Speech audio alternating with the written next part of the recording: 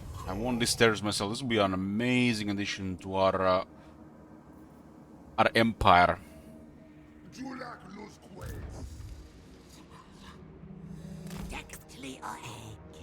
Definitely dispersed here. With the ambush foiled, we could have killed them all. I have no range here. They probably have march distance to us though. Retuk us Quasur. But no replenishment here, I had to cross the river. Tlia Oaek. Tlioik Joktoka. Kalquasuras. They could underway cross as well. Jokteka.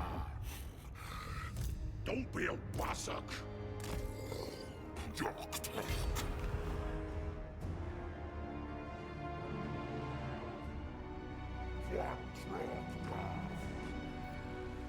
No move on this. We can make the move on it in 7 turns. I missed the capture at Moongate and start his camp on the turn again in Peace Treaty. We are in the late game now, boys. Or I could mess up the Dragon Isles if you wanted to. Hopefully we don't miss another ambush. If he doesn't leave this area here, he's dead. If we stay hidden, he's dead. Will be a blow to him for sure. Below me, Cool says assemble an army. We got Dread Saurian and a Feral Dread Saurian with 2 Ancient Stegadons. It's enough to grind some dwarves here. It's a fresh army though. 2 Disciplined Heroes don't help a lot.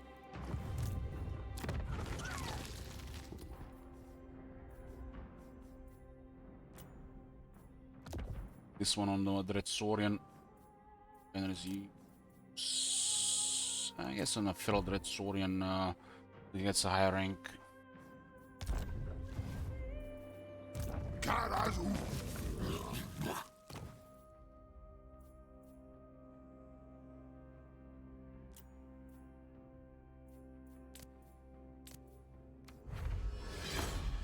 Speed is good. Speed is good.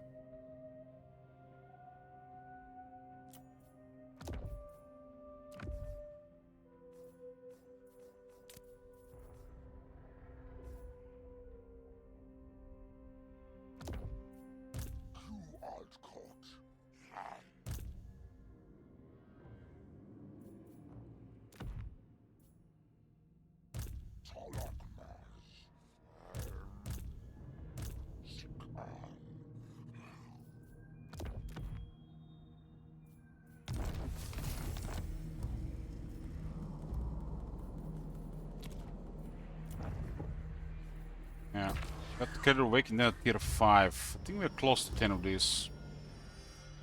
I have to currently do walls just in case.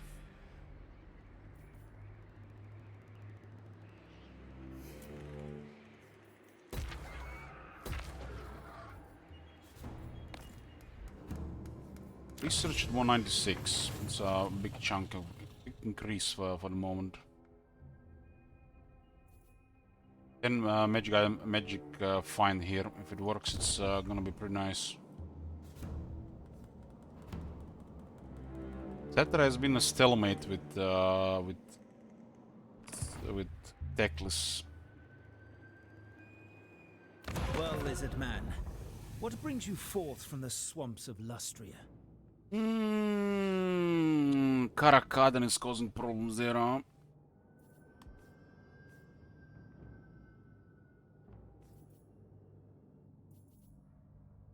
Well, is it Karakadan?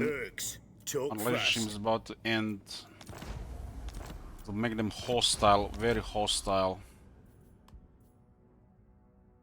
I don't get Tlaqua. Tlaqua will like this, and Teclis should like this. But they also don't like Tlaqua right now. Tlaqua is a powerful faction, but they don't like that they have any other friends.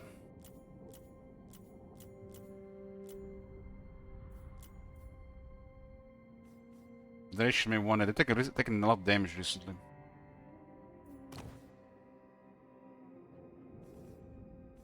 So we need to restore our relationship with Teclis. It would be We'll unwise to require waste my another time. 6 turns. So the issue, our alliance got broken because of an issue. But at least we know the issue still exists. This is not good. Not good. It's not gonna be end of the world. Have to destroy him, but to make the area more stable. But I don't like it's come down to this. Because it's because they couldn't get along. An issue was military accent, too much trespassing. Dinsa. Tikatran. Can't be done. No, I'm surrounded by fools.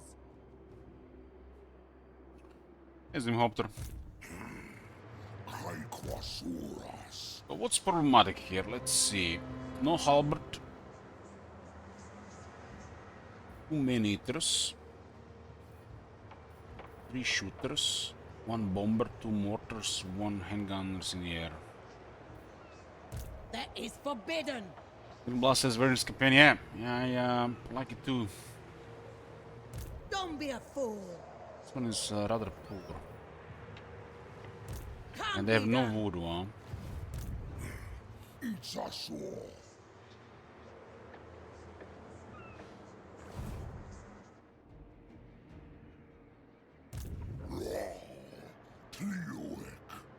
Temple guards are really tough to kill. That is forbidden. All gonna depend what kind of terrain we get here.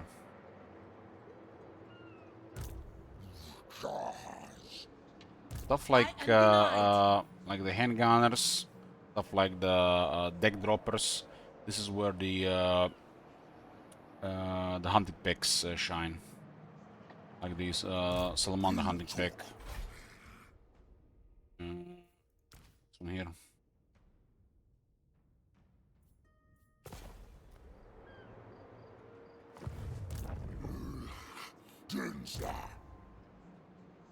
No, I'm surrounded by fools.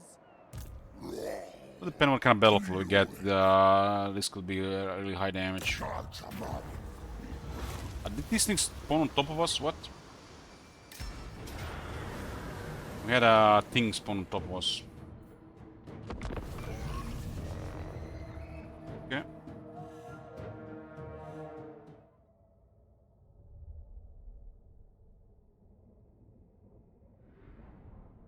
That battlefield would be actually good for that fight. 1 Chironid and 1 lobster. We can see Trelodon on the lobster.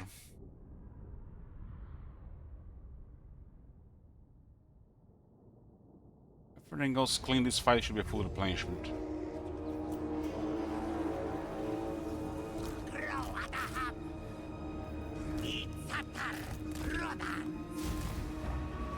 A really massive battlefield.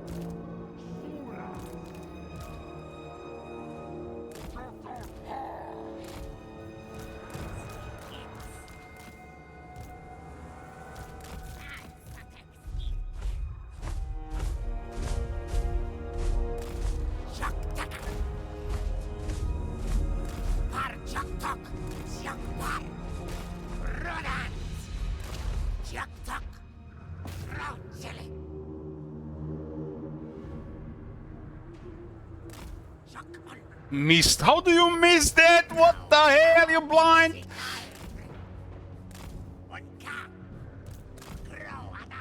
The famous anti-large projectiles, ladies and gentlemen.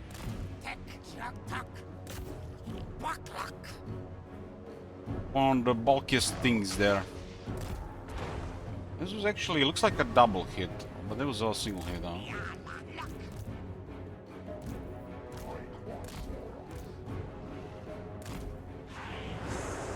About that thing in the back. How fast is this guy? 84?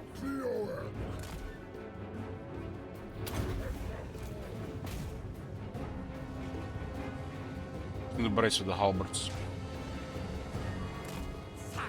It looks like it missed again.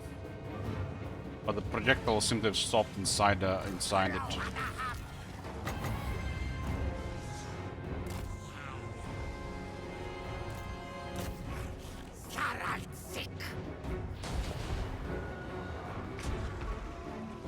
Missed again. It's supposed to be an anti-large specialist.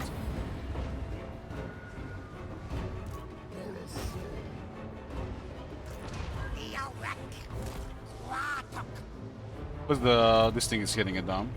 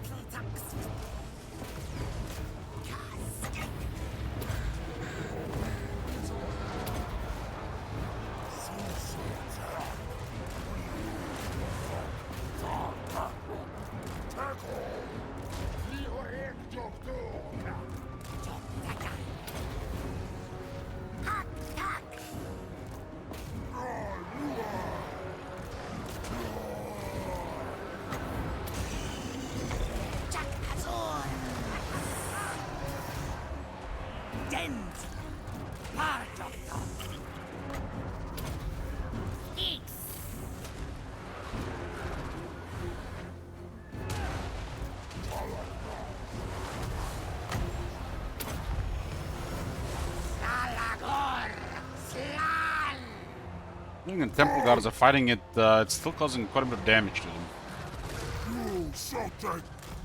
Their Antelar is not impressive, the same as Saurus Spears for some reason.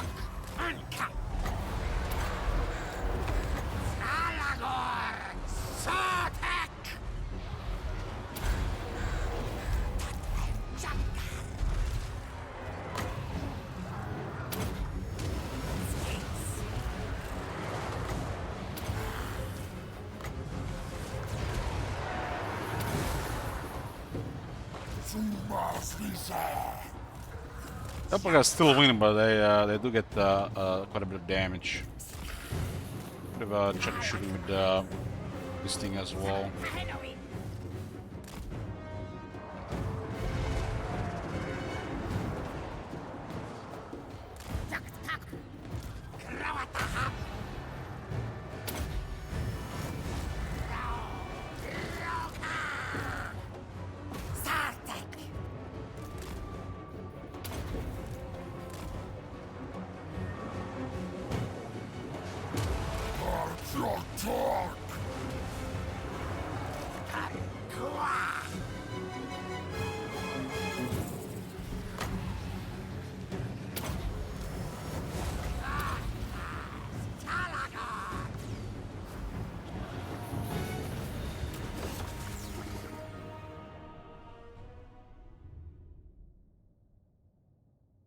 Missing some Temple Guards technologies and battle skills on this army.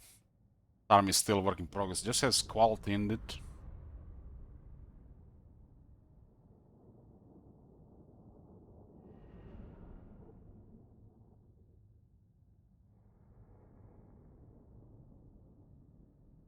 With the Skullcracker Iron,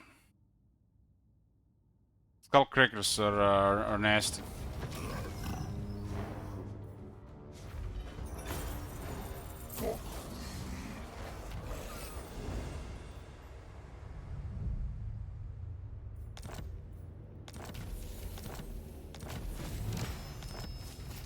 Lost cargo. All provinces get 30 growth and 10% more income.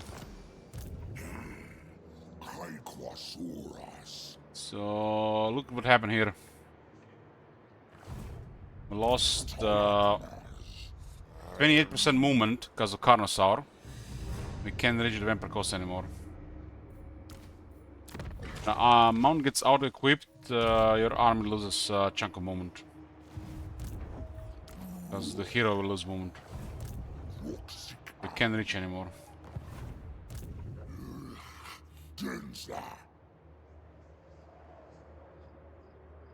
I really hate auto-mount, auto-equip magic items and ancillaries. This should be somewhere an option to turn this off. Like a button somewhere here. Just give me a button somewhere here.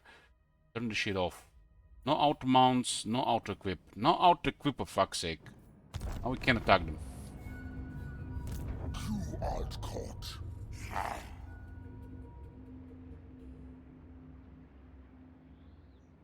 These guys don't need more experience. We go full fight those greenskins.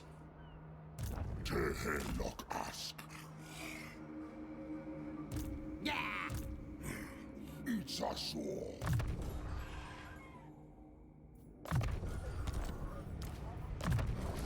Just because the guy unlocked a Carnosaur army loss over 20% movement. It's it sucks.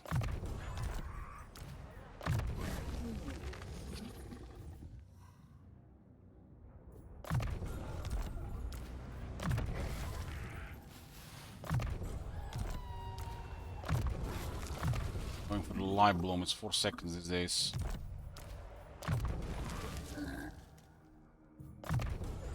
Honestly, don't like that these guys see me in the army. Just I don't know, I should have just got rid of him anyways.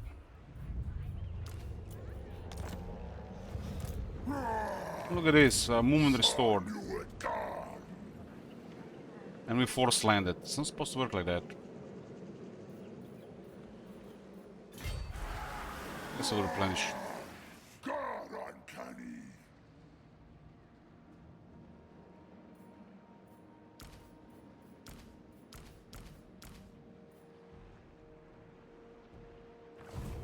Kai Kwasor.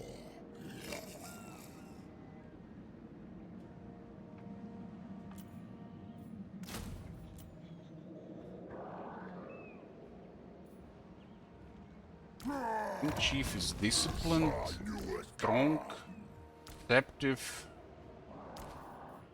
good-footed.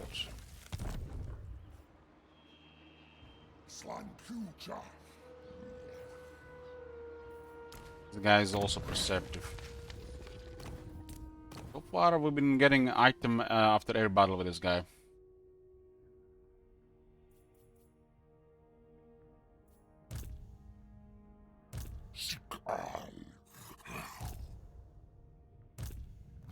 Jahaz.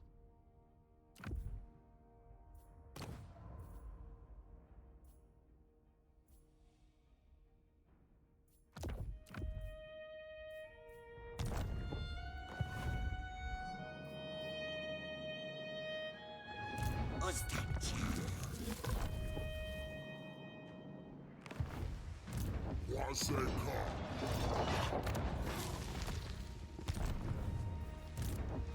Zaka.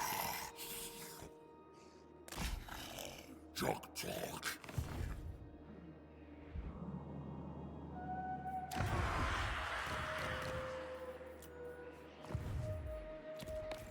Construction done, movement of the army is done. Let's see what Torek does. Heading around the bush right now. One is going down. Ritok as Kwasor.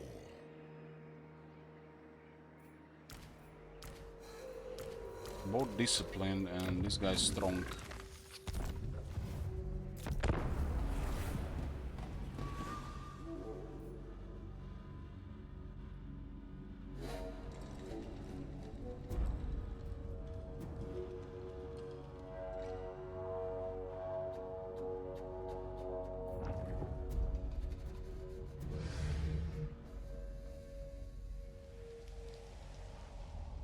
Carcassonne is too much for their army. They're going around. Karakor might have a weaker garrison.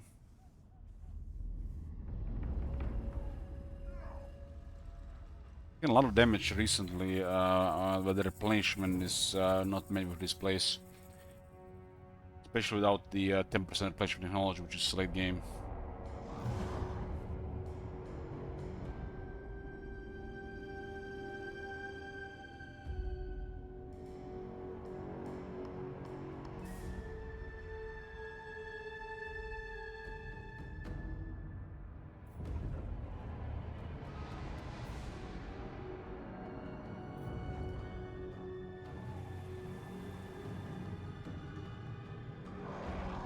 Something like that, Gordon, but it's also more aggressive AI, closer to the older legendary, or more.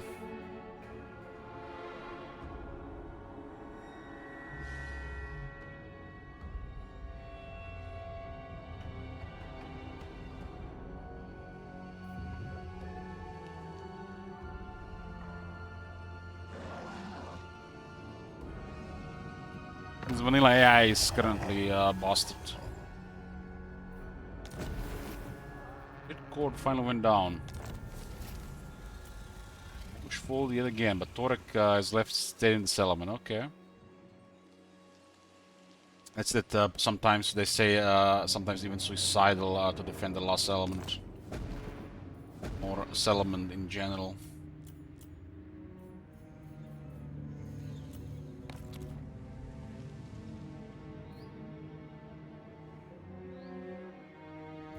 We are in the late game now.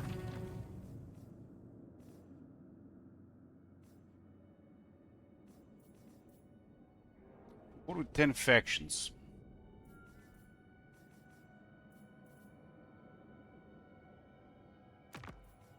What do you want? 5 turns. And immigration looks like realistic there.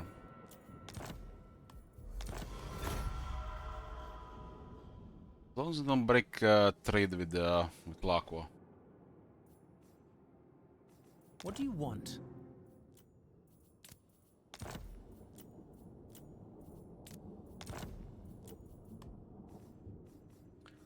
It's not happening.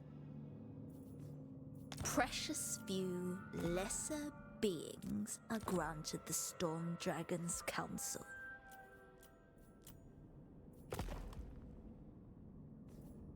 I understand. There are important matters to consider.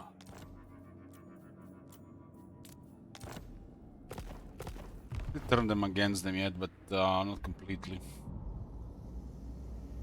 Not completely. I need to keep an eye on Karak Zorn.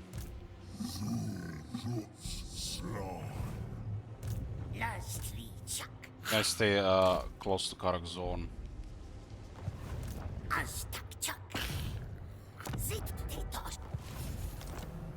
Failure, rolled low. What else is available? We're now to rank 15. We did acquire a lot more military recently.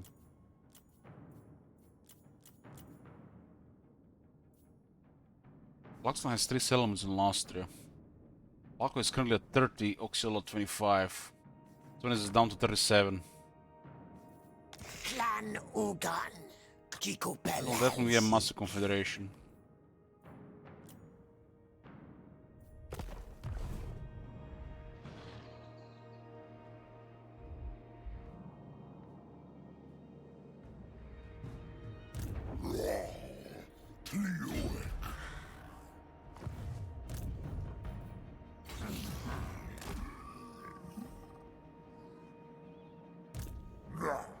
Protector of the realm. Needless besieging, look at this. Had been a damaged garrison initially, yet this place got sacked, so this is a damaged garrison bug. Or issue. Valiant With this army. Lord. Holding siege here for multiple turns.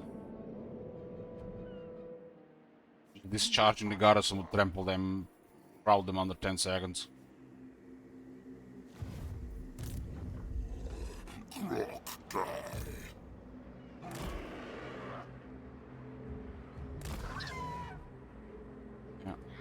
You see how important it is to have a scout around? You know where they're hiding? I mean hiding, they're literally in the fog of war waiting for to move in. What is unthinkable? Torek is exposed. Kalquasuras.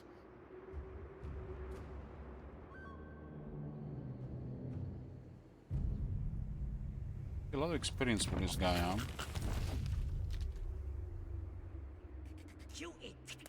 Can't say no to that.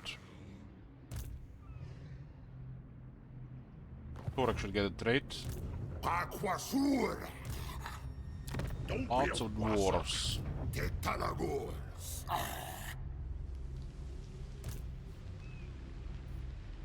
If I'm mistaken, Torek trade is plus 3 AP for entire army and 50% magic find. Retuk us quasur. Isasur.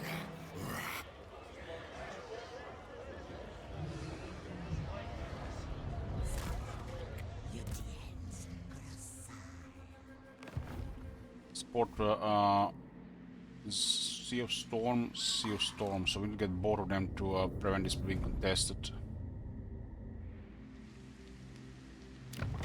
I trust our dealings will bear fruit, friend. Friendship is more valuable than gold, or so they tell me. We've done this ages ago, Gelt. Hope you're a fellow Kate here.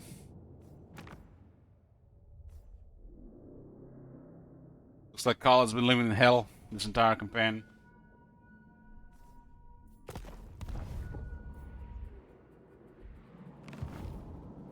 How many settlements we at right now? 32.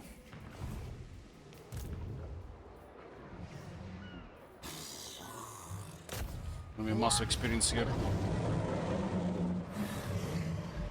What do we need to worry about here?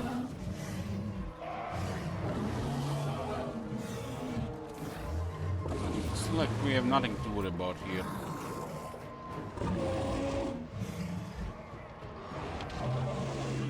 Settlement battle. Could be a reason why they stayed.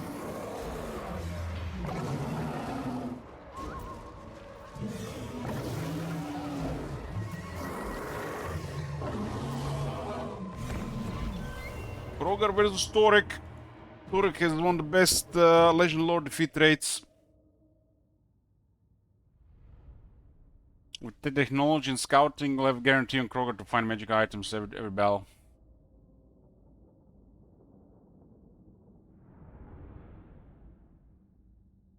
Going for bloody with Krogar army or have you not heard of Krogar, the famous Old Blood? The legendary skin commander.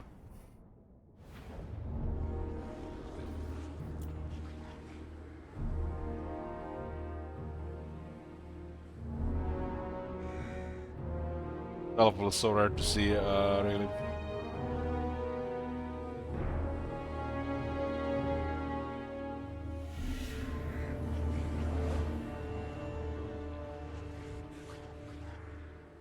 Horsemen is just one guy there. Entire army here. Going through the bottleneck. Who has the thingy? This guy? Have to kill Torek. And this is acceptable. This is acceptable.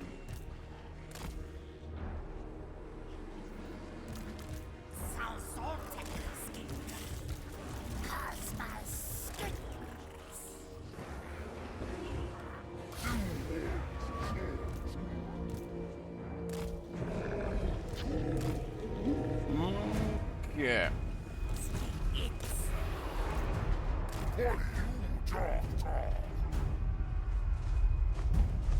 Torek has 78 defense, we got 120 attack, we have extra 20 attack and 10 damage against dwarves.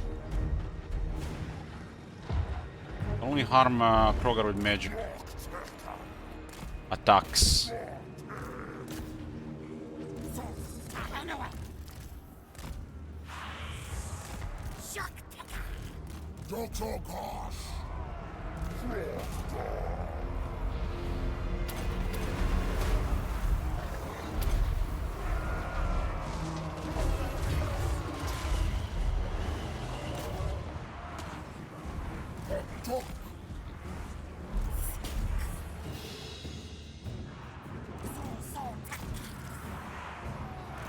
And the constant shooting might put a lot of damage. Focus Torek, he has abilities do a lot. He's weaker than Grisus. Grisus was causing massive damage to Krogar because the fire bell nearby.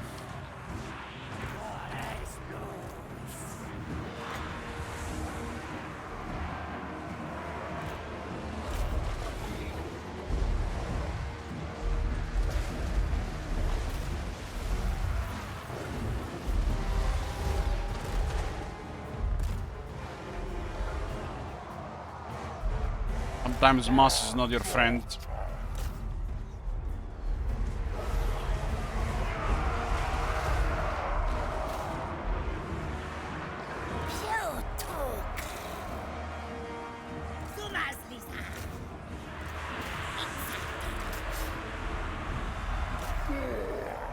Yeah, the resistance lowered here on.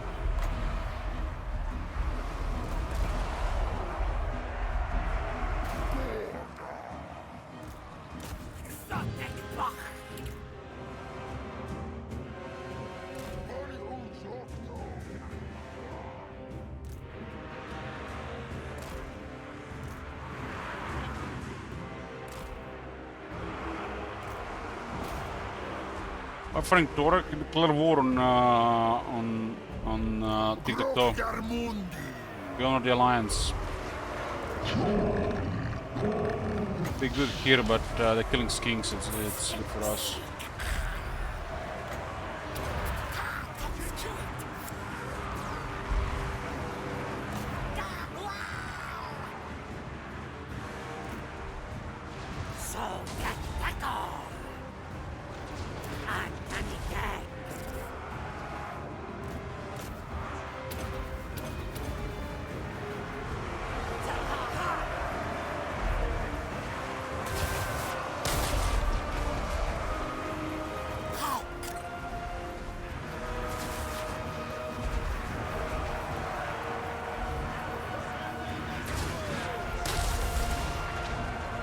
We have counter gyros.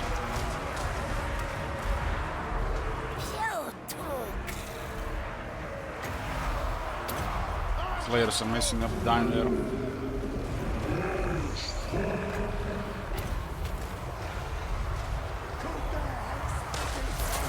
Don't have much resistance here, we have all the tricks shard.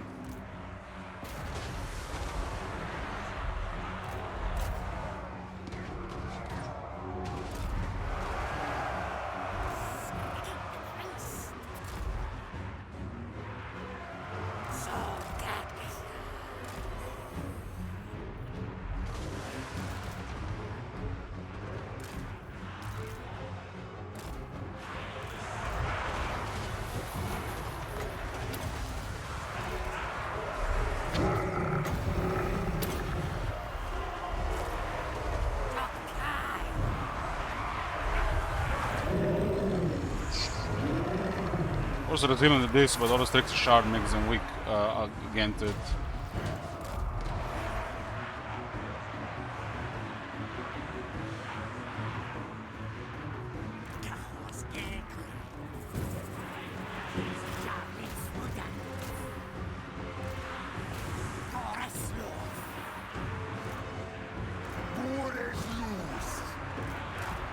Capture this, everything here is gonna go down.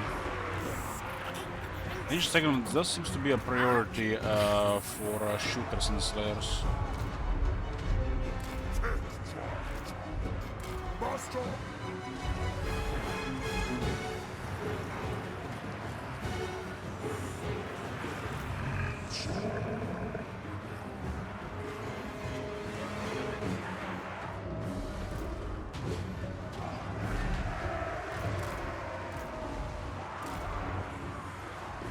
Holding well, all in defense. That's how you should do it. Not fall back and try to defend another area.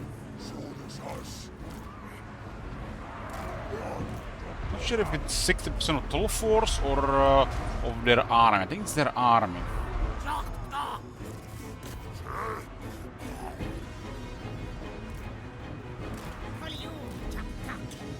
Thanks to the Lord Krog, they'll fight to the death.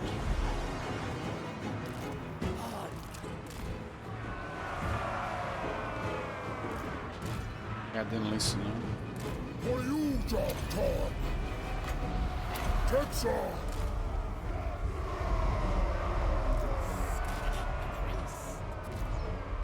Tick-tock.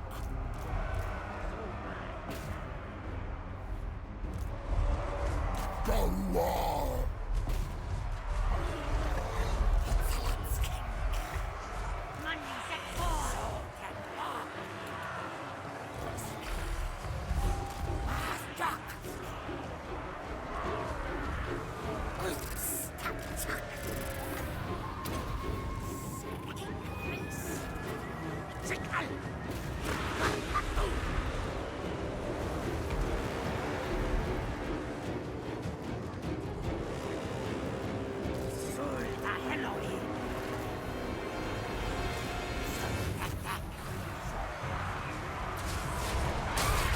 This guy can move or is just constantly dropping the order.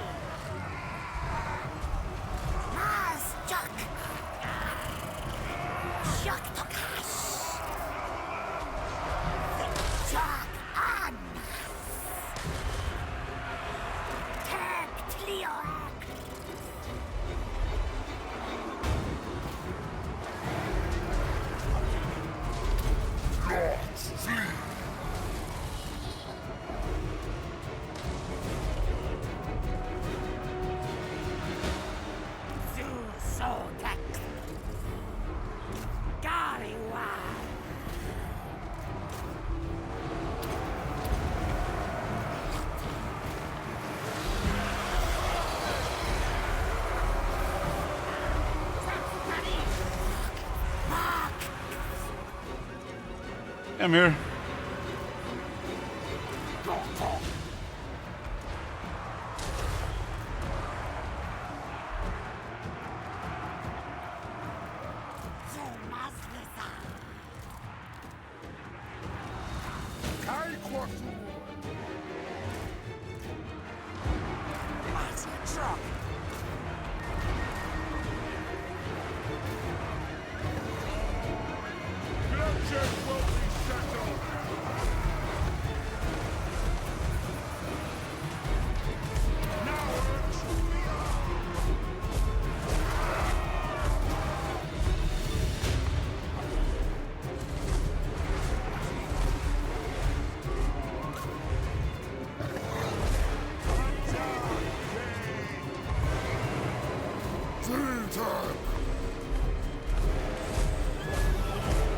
Too much knockbacks and not actually any damage.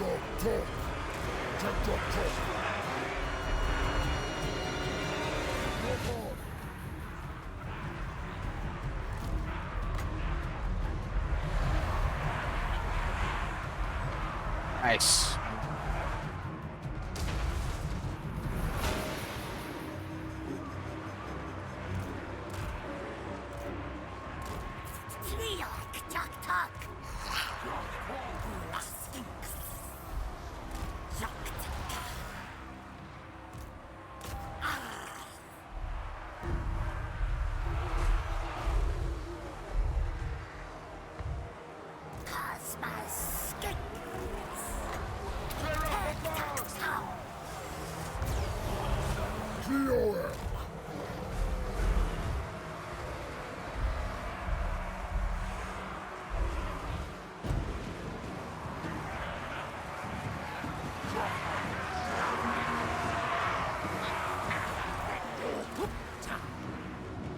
What else is there? These guys.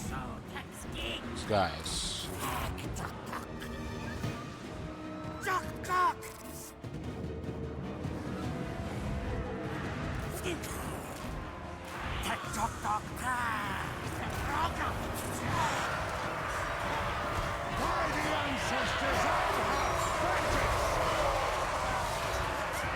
You guys do have 25 charge bombs.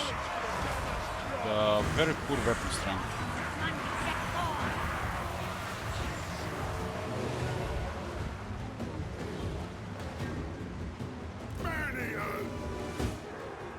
Looking for me! This way! Rampage this way!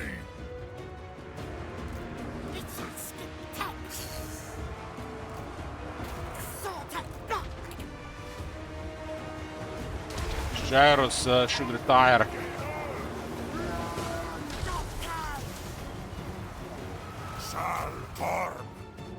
Notice it was actually connected here.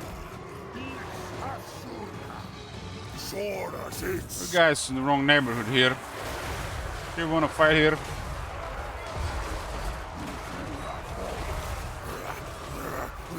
Drop like goblins.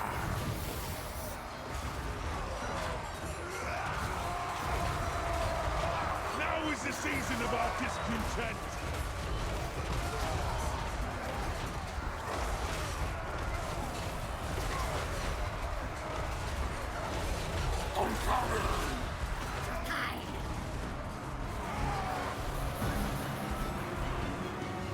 I managed to kill one of them.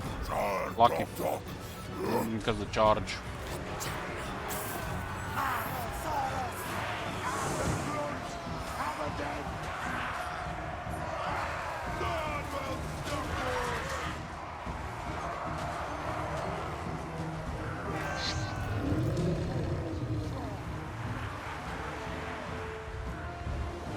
Another gyro there. I fired will on some of the units.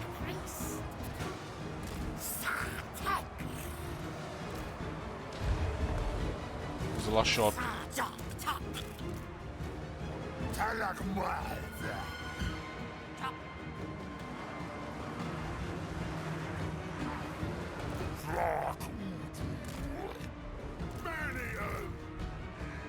Find the mill.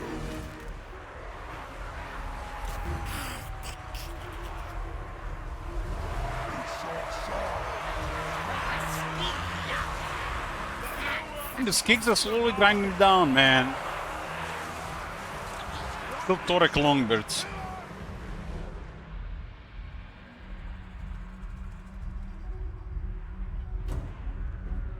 Towers don't do anything. If the towers were doing anything, we'll destroy them. It's not like early Warhammer 3 when the towers are actually doing something. Towers only do stuff in your head. This is a level 1 tower, and this is level 3 or 4, nothing to worry about.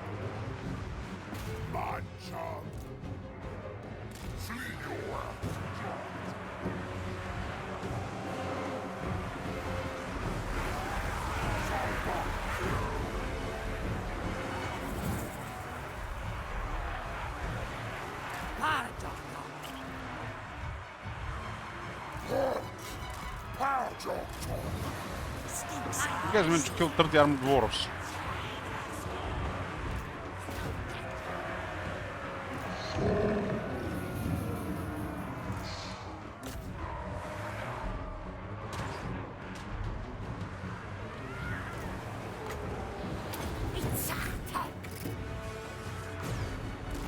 Torek's army had a bunch of long-wielded great weapons.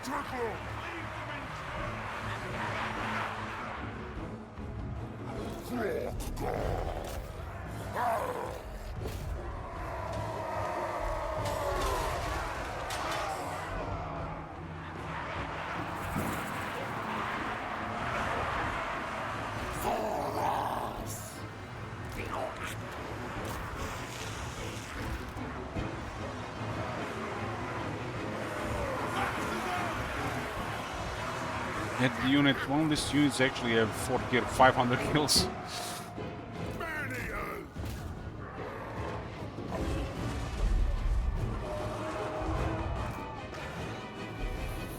They can no longer really properly garrison this area.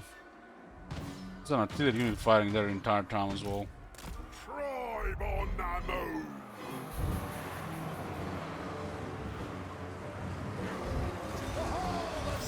Attack. That ought to be a bloody point.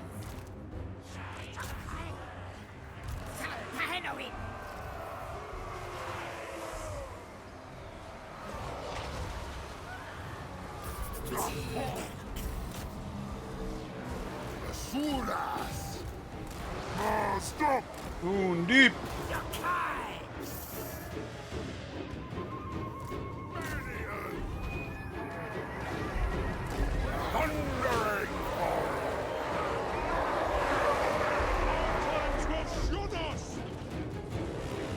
Yes, the famous city charges. Keeping the Ogre monuments above charge. Then for Bretonnium. I think it's both for both.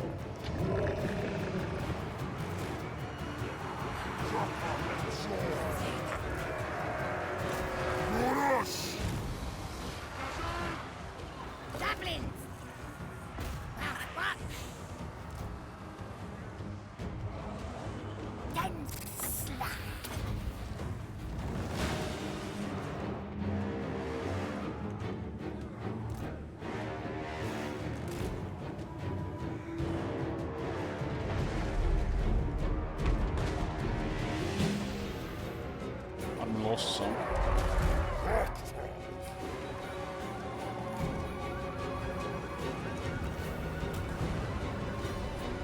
Ought to be bloody. Ought to be bloody.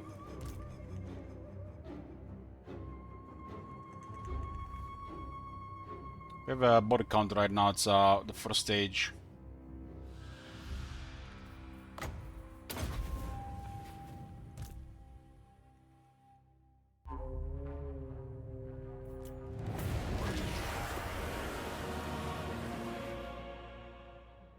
I mean, considering Kroger's army losses, that's bloody there, but I don't think it takes into account both armies for 6% loss. 4,000, 2,500.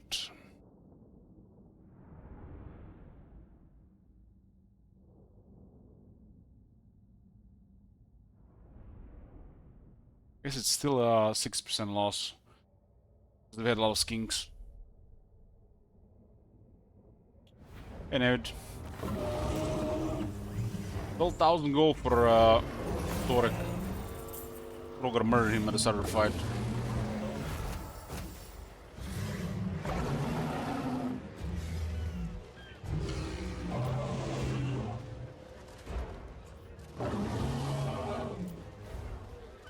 Even skins did 10k damage, let's see. Way too much for the skins.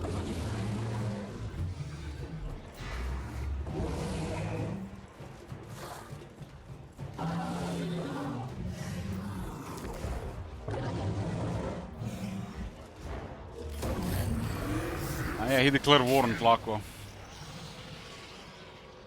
So we got a trait from Torek, Old Grum Slayer. Magic item drop chance from battle 15%, plus 7%, and entire armor gets 3 more armor piercing weapon damage. Which is really good, especially for infantry. And some cavalry. And I got a second bloody trait, it's blood soaked. 10% hit points now. Oh, it's working.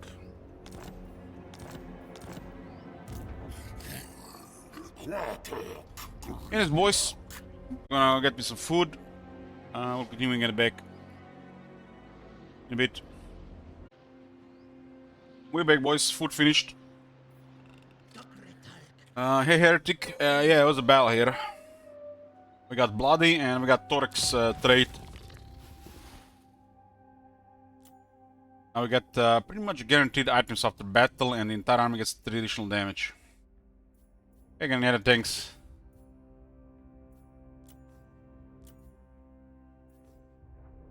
Kill the Dwarves was definitely doing stuff again against Torek. Guaranteed chance to hit, max chance to hit.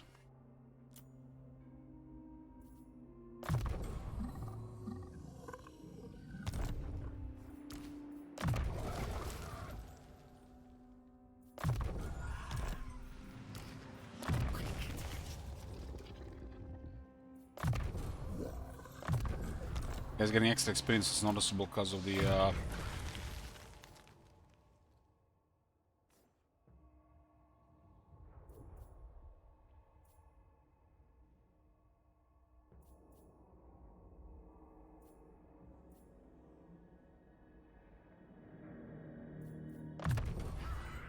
Seed for Kroka. He's missing a lot of skills, you know. One day when they actually outslun some proper stuff. Max rank Lord Kroka, but they'll probably still trigger it though. Emergency Bok Bok.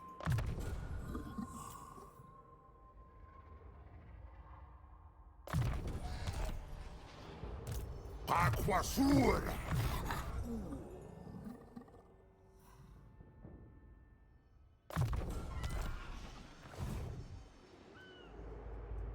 This also grants us the Skull Delta province. This growth is really good because the characters here. You need tier 5 pick barter for the Geomantic web connection to Red Rock. It's a red climate for us.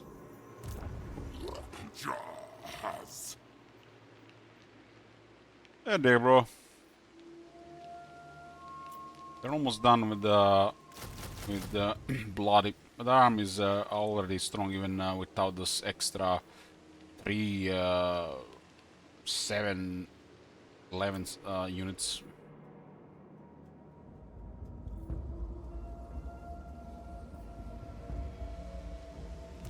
You talk. Climate really bad here. This is now it's controlled, huh? This is called Sea of Storms. This is called Sea of Storms. What? Maybe we have to have just the right number of things. It can be controlled because these guys are hostile here. This is actually Strait of Nagash. You can see the border here. Okay, okay. So this port is in Straits of Nagash, while the last port in the Sea of Storms. How goes it? Pretty good, pretty good. Very, very enjoyable campaign. Things are happening.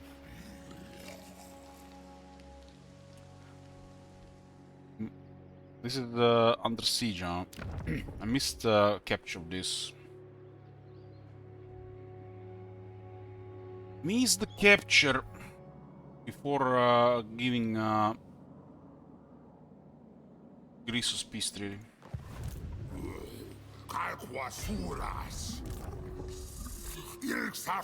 They're recruiting here. Maybe we ought to poke them there.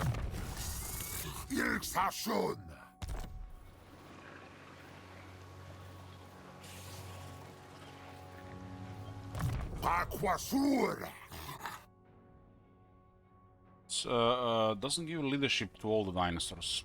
I forgot about the rest of them. Speed. We have this place in range, but there's a lot of troops there.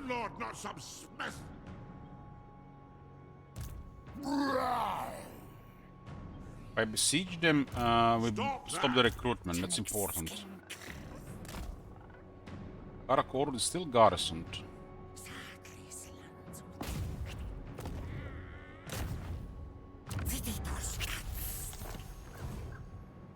This army is going around. We'll be able to request it when they get close. I think we besiege Gang Massive. What do we have here? 3 spears. Get some regiments.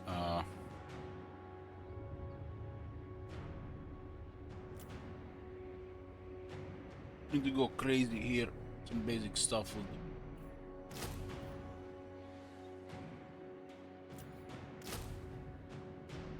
This thing has the primeval roar.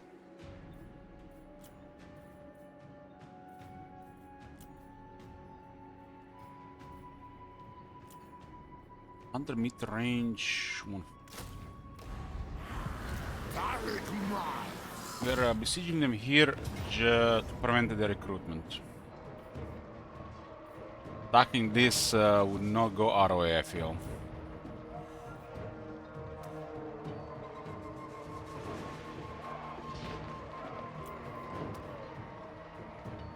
Recruited rank 9 Dreadswordian, rank 9 Feral Dreadswordian.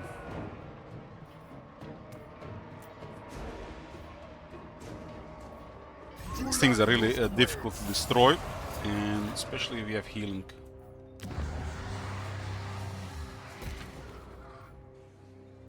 Some deterrence here. Until we clear the area, we should just give them up.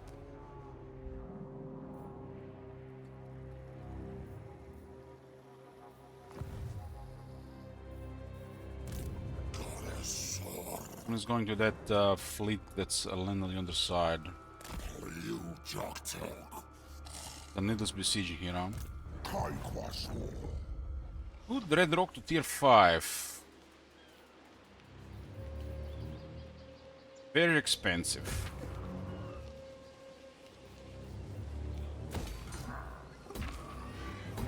You see what War Rhetoric has done? Crippled their money again.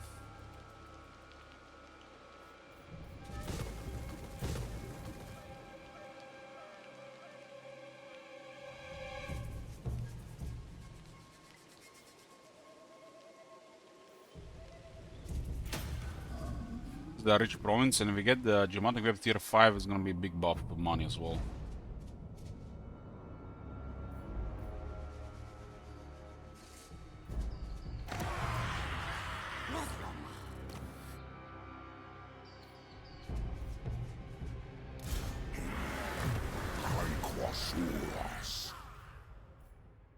there movement here maybe? This is okay, being temporary around.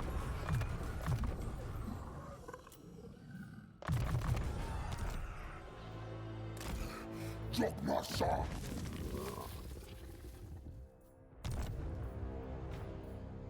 Take.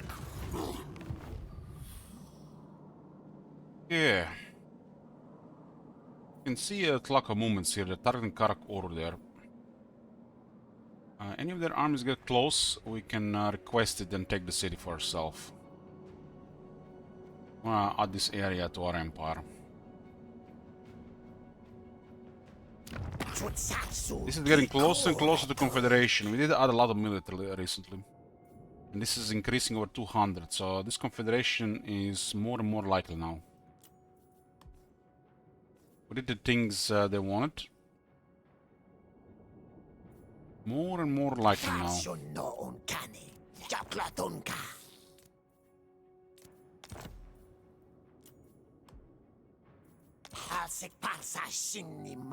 We had a large treasure, we could have given, kept giving them gifts at this point. Make it happen for sure.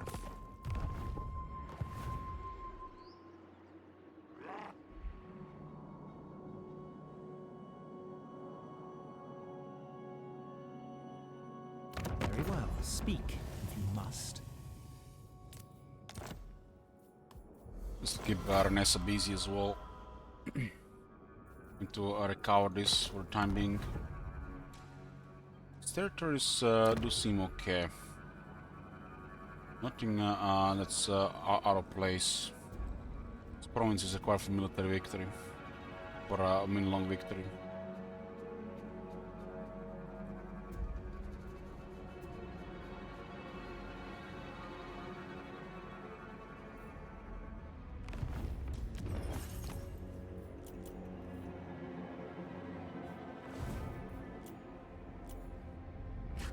Getting next turn, we get another 10% magic find.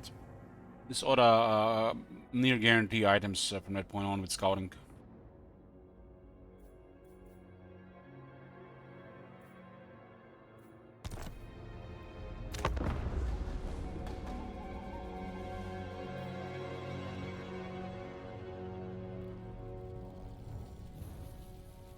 East seems fine, north somewhat okay. Just the Turk area. Turk area is main conflict right now. North will not be okay if we confederate Lakwa. They have crazy military. We're gonna have to put our military there instead. But they've been taking a lot of damage recently. The Wasteland is starting to wear them down. They can't replenish properly.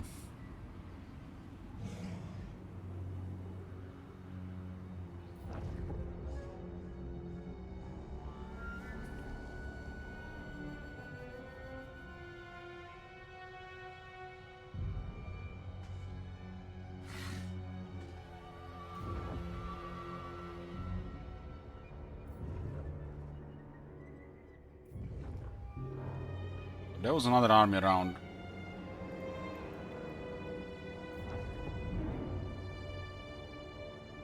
But Wurza rank 50, huh? Almost. Oh, they lost the Vaz. It's time for them to get toned down again.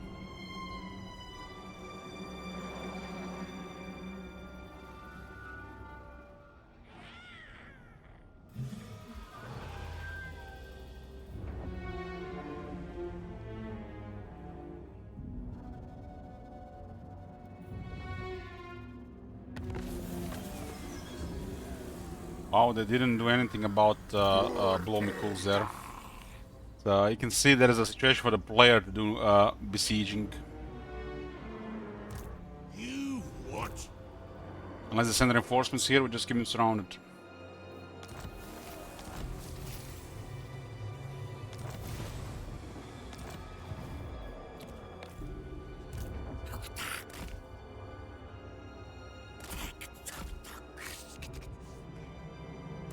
I have no time for this. It would have been a little bad for us to attack, so that was the way. Okay, get a slum open. I need an attrition right after all. 100 turns, huh? Third, fourth, third, fourth.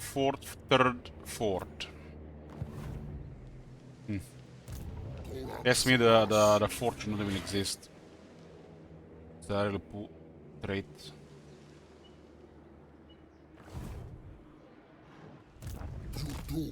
These guys here are just providing vision, so we know that they're not gonna threaten Golden Tower.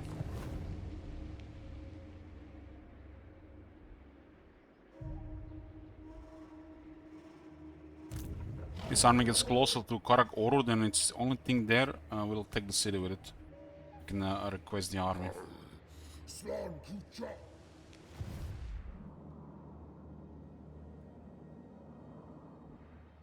Three armies being recruited here at the same time.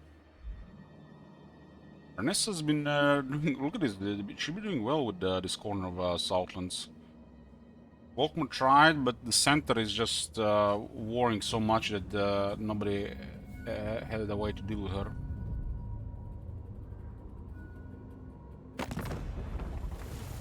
Rank 17 now. It's pretty good military. At this point, we might expect confederations depending on relations. Lakwa seems like might be the first one.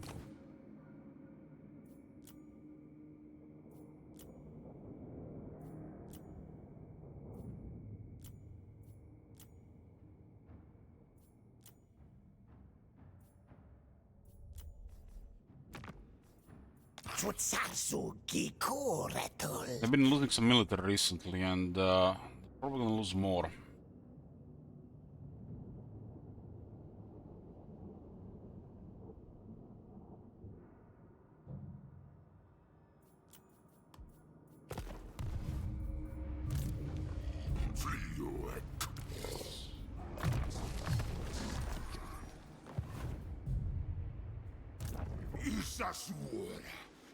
Moorgate has been captured by Geld.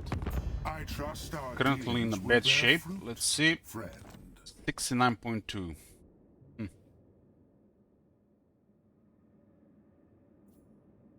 Already at 61.2 economic value, just been captured in the war. This is just busted, broken. This side of things and from other side of things.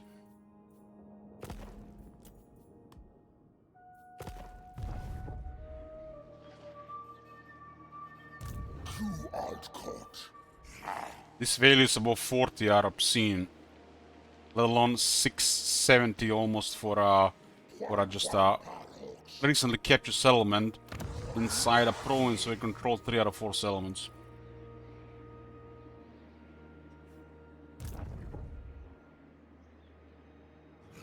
Who's Aziz Lok?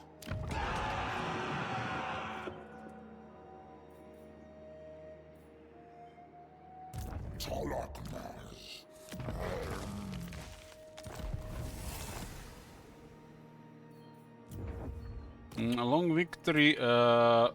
We need 33 out of 70 here. Settlements. And destroy Bloody Hands. Confederation brings this much closer.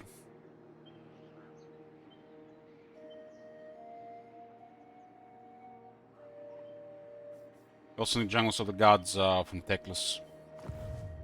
I'm thinking of getting a military alliance again. It's a bit of grinding. I don't see this being grinding at all. Just playing the game.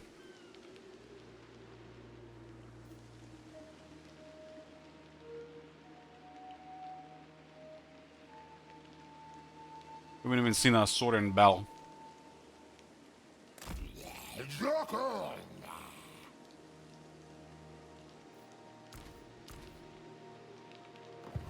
The guy just have no replenishment here.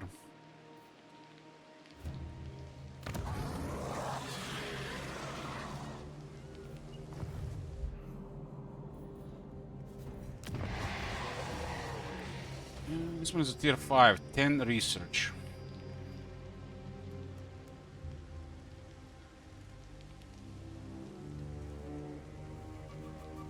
It's 1-0.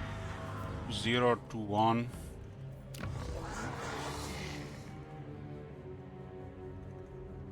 Three. 4. 3, 4. 3, 4.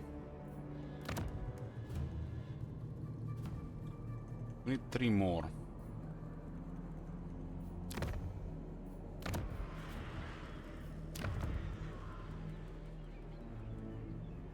One other capital here. 4, 4.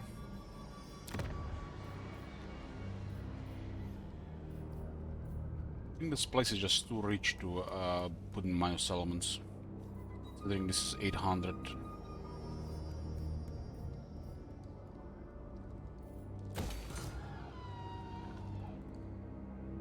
The stack income here, I want to see how much it gets.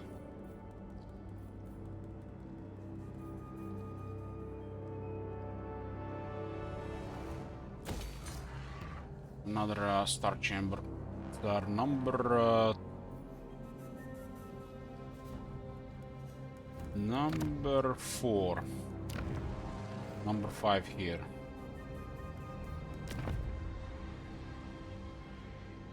We need another location to get the web here to 5.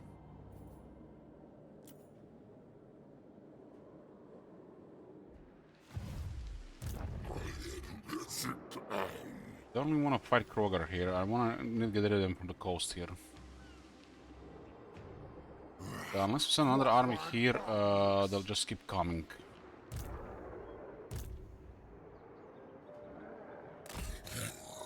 For you, Doctor.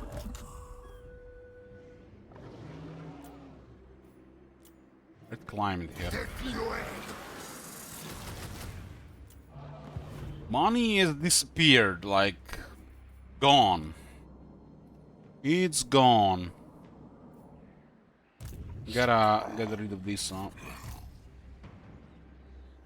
This army is also somewhat pricey.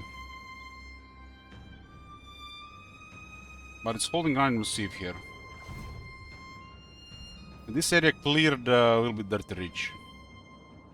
It increased military recently.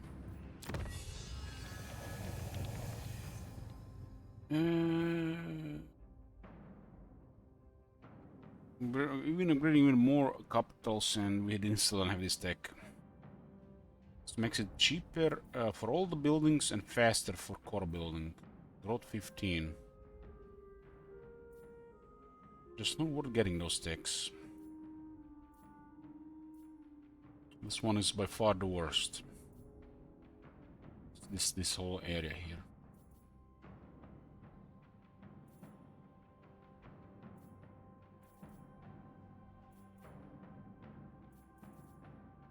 It's another 5 relations with Lizardmen here. And we actually need this to renew Teclis and maintain with other Lizardmen.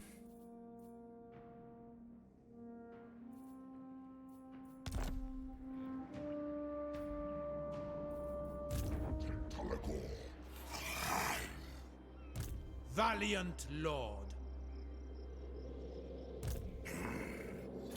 Quasuras.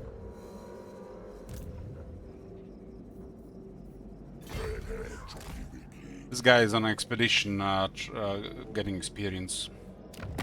Where's my madness? Come and die. Forget it.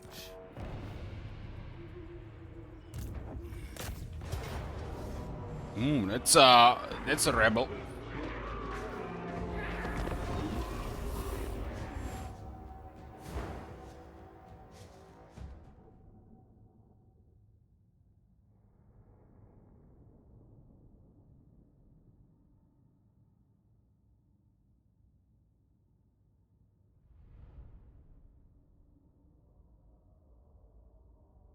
This army also was fighting the dwarf rogue pirates. It was a nice fight as well.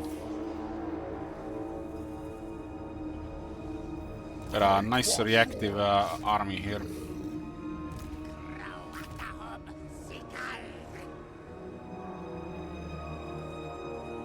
terrain was pretty much massive in our favor.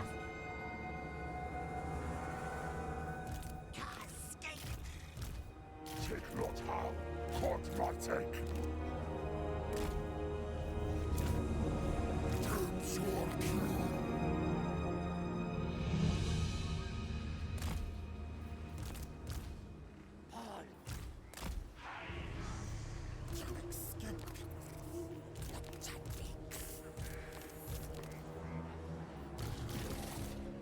I'm trying Ark of Sotek, but they buffed it, but it looks like it's the same crap as before.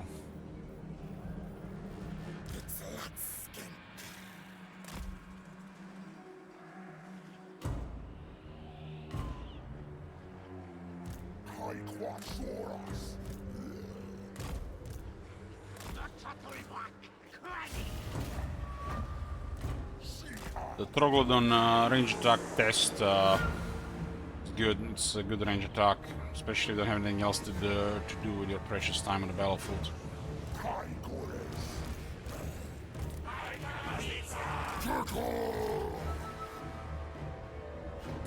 There's artillery unit there, huh?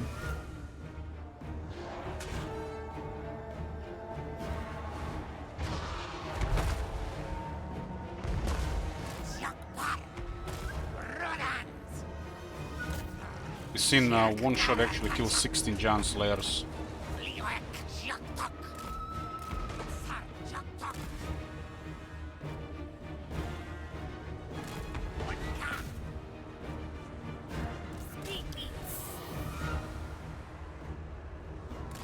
A 2 artillery units, so that's pretty good for them.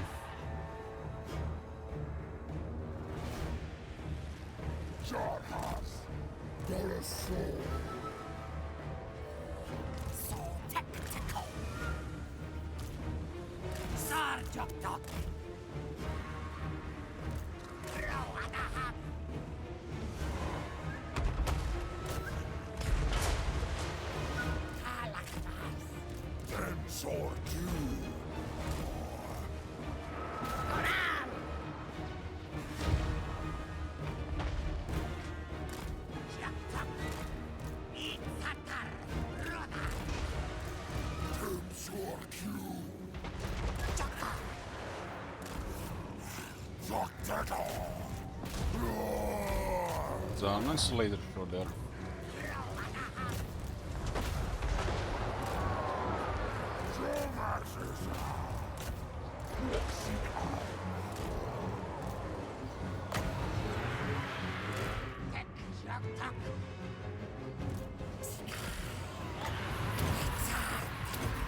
Up. Wrong area, wrong one, wrong area.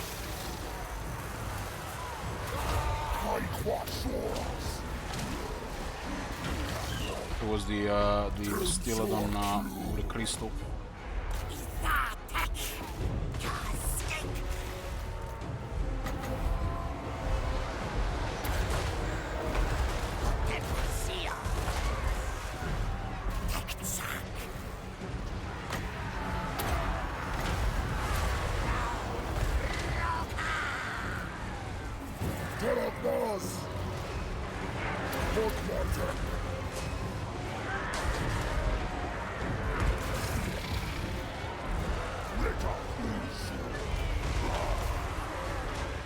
It's a little bit more interesting opportunity there for that.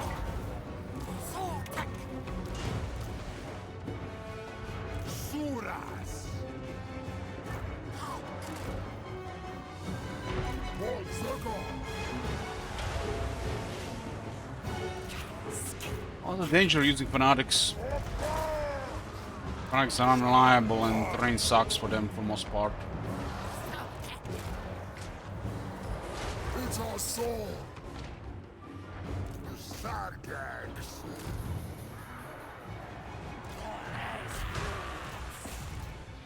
Ormatu.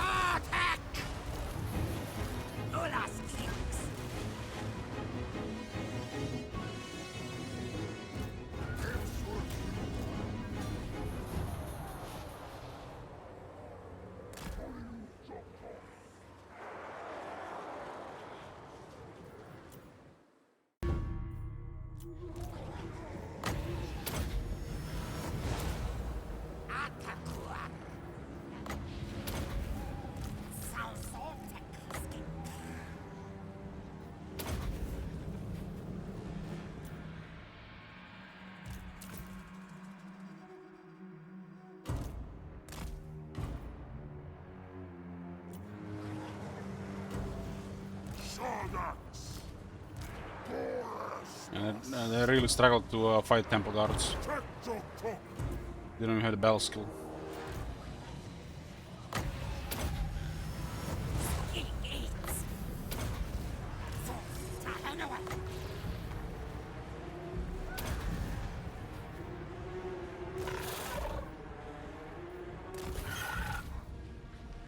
$7,000 damage for Oracle.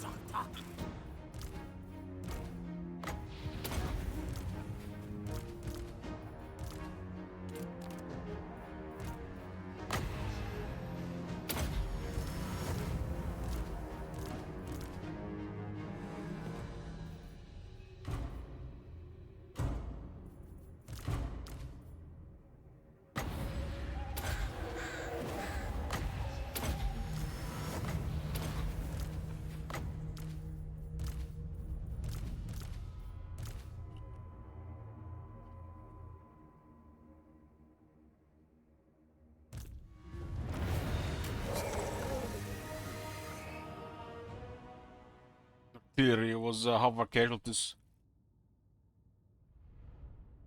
I think half our casualties was that skink unit.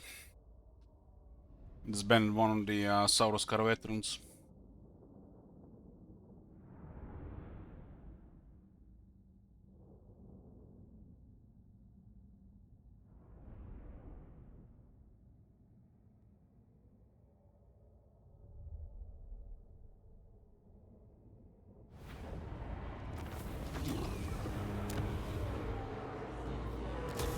What do we do with the Zaraxil? Wash. Controls this place. Belegar has been destroyed on. This place has been hell on. Retok as Kwasu. Tehe lok ask. Ruksik out. This place has been hell.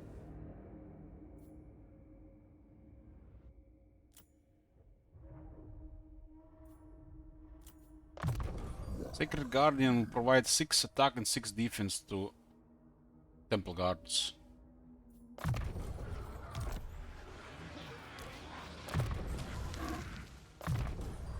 Chief, don't care about Pterodon. Just wait your turn to shine.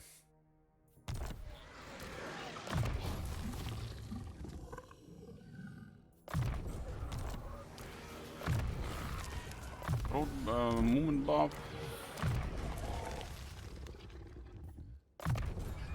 Book of Ashura. Book of Ashur. Better than this item.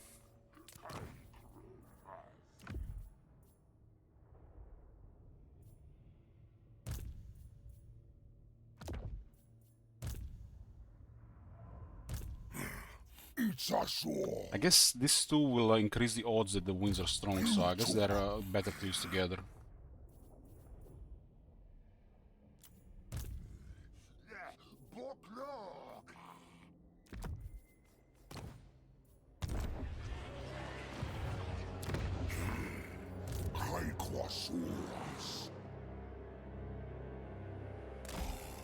It's also the first region that the guy's actually done since sending on expedition.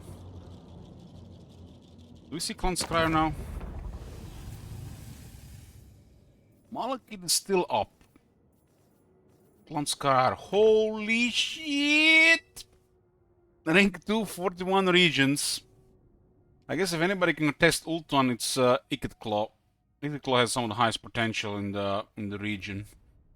And their Shroud potential means they have better Shroud potential as well. And they're allied with Vlad that started to lose territory. Karakadin is recovered somewhat.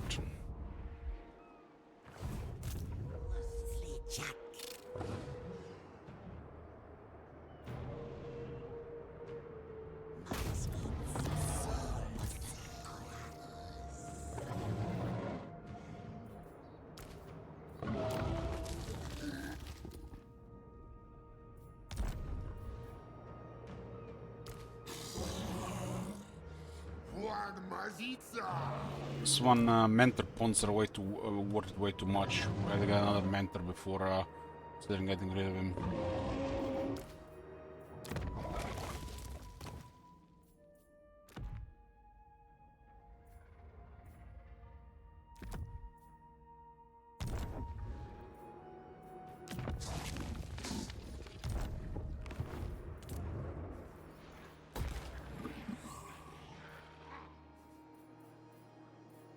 Scrap Towers is here. We'll go around. The Shamble Town is okay spot.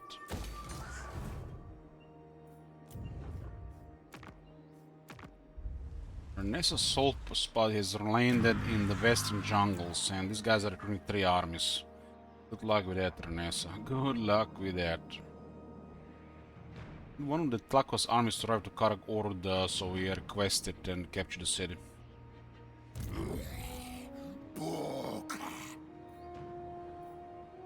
This is a good position for us. Yeah, just enough military so they don't sell you out. Stop that!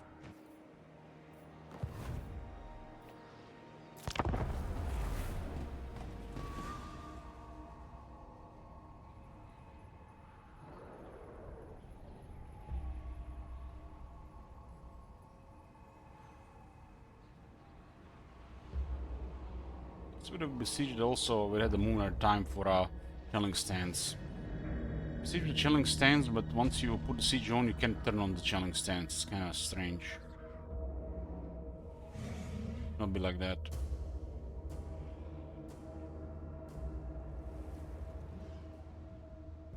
Tlako has been fighting in the wastelands here for a while, which means their armies are diminished. Weakest ever. They really need the technology, guns and 10 replenishment.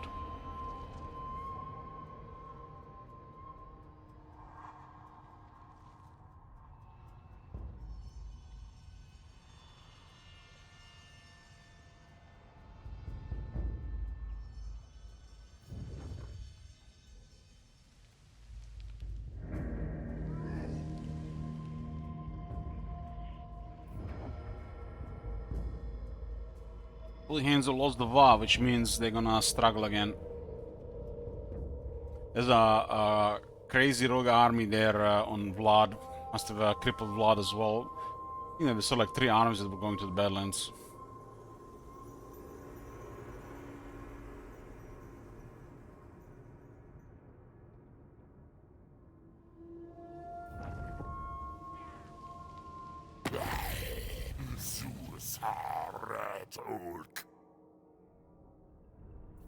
No Gresham and Jealous Errantry Army. They have considered Klanskaya the main threat.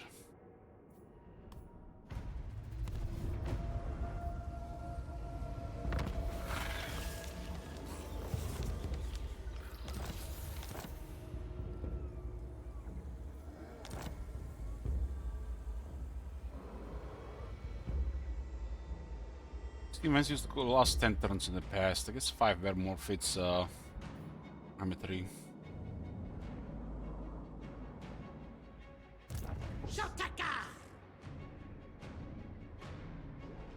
Can request this army when I get closer here.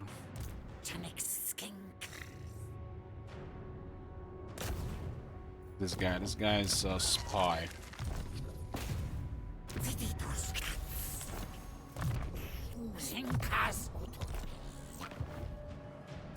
I have no time for this.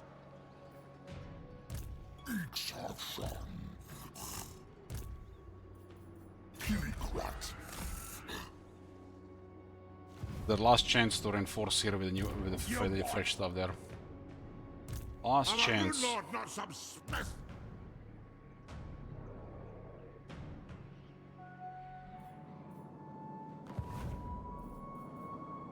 Maybe I shouldn't have moved that guy from the other side. Friendship is more valuable than gold, or so they tell me.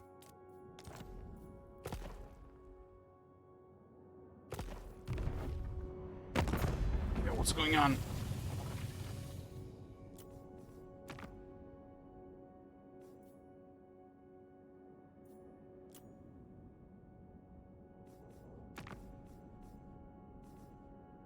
These guys are like a really rough spot.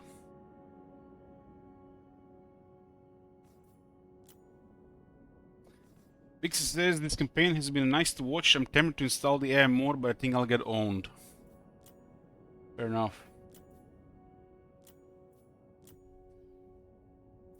Don't mess with me. What's your message? It's at 43.9. They got 55,000 in treasury. They just give me 6,400.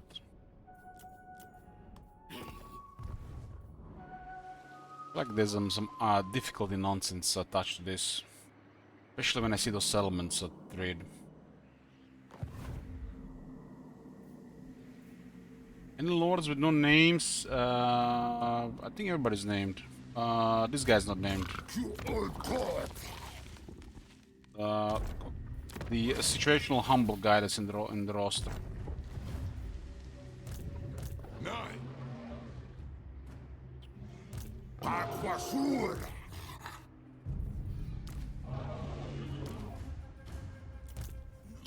Jahaz. Do you take me for a wazzock? Not likely.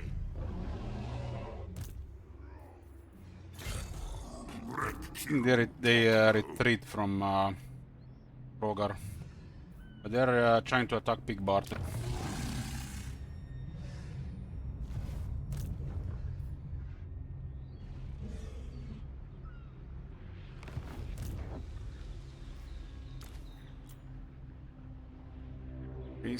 Recycling and yes, doesn't look like we have that in range. Aquasur. Jokteka. You what? Garrison is pretty poor though.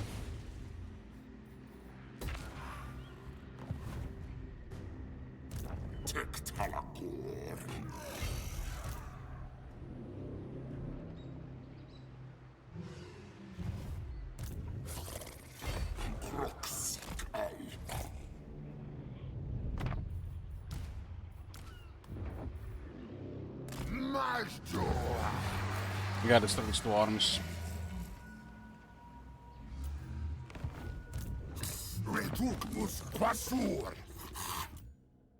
Let's get T-Rex here. It's close to rank 20.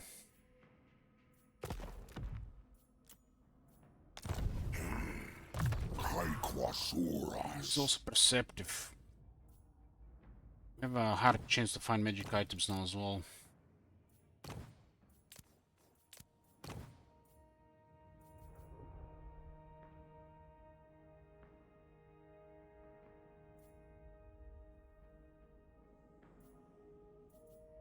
Doesn't matter what blessing for this. See how much money is at plus 2%.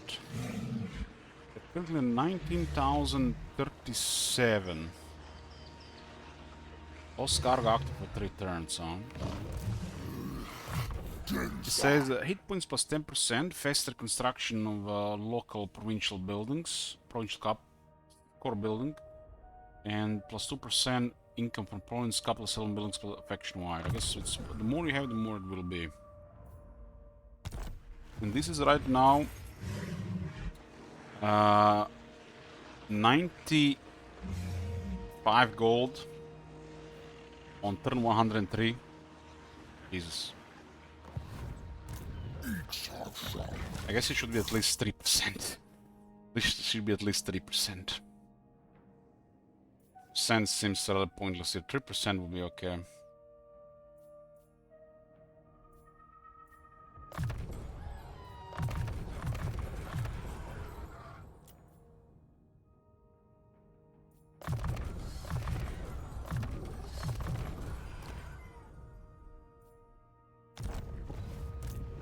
They can't retreat here, so this is very good for us.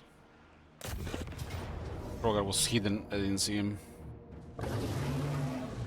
Still a lot of dwarves to kill here.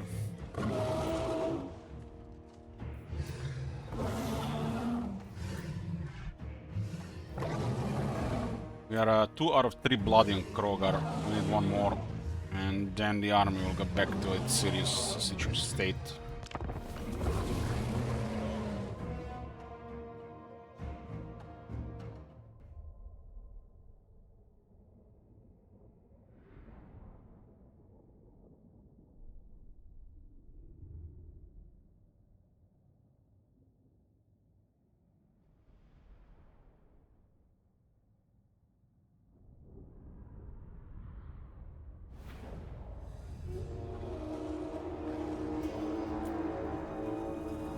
Forces are behind them. Not good news for us. High ground as well. It's a pretty good battle for them.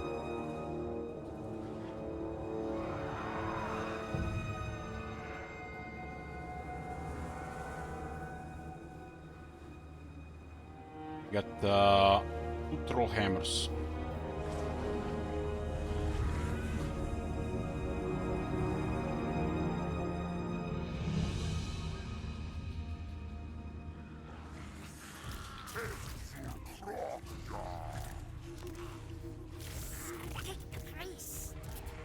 Troll hammers.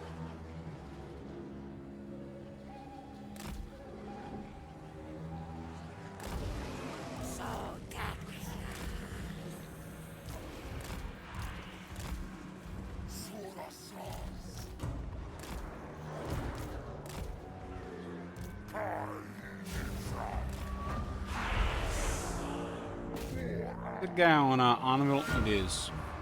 Let's go kill him. Don't want any support there. Oh no, that army has additional. No, it's just him.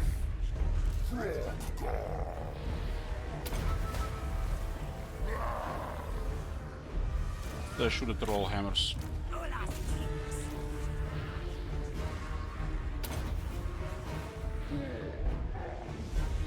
There's a troll hammer shooting there as well. Good thing we have massive resistance.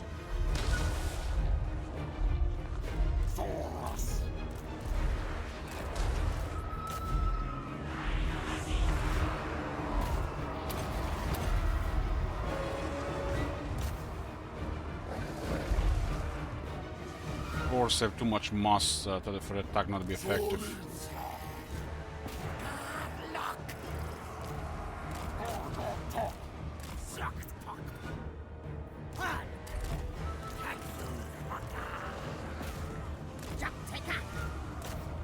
One downside to the lords, they get directed by hard counters because they don't get tossed around like the rest of the nonsense.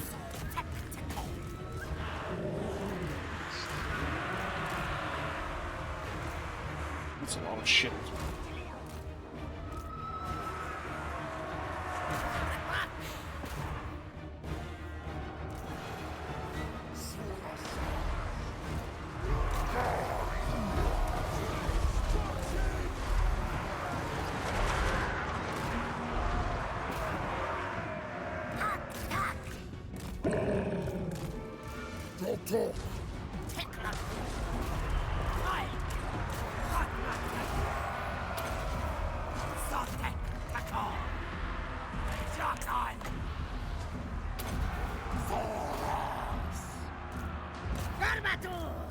Come on, don't do like that, don't move like that, what the hell? I think this guy closer, he's gonna be taking a lot of attention though. This Krogar is getting shot by everything they got.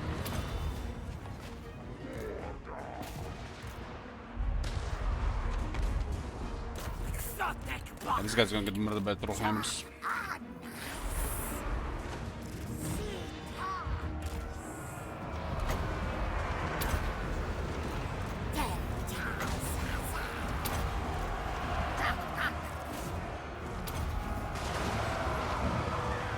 Eight bolt throwers actually are doing some damage there.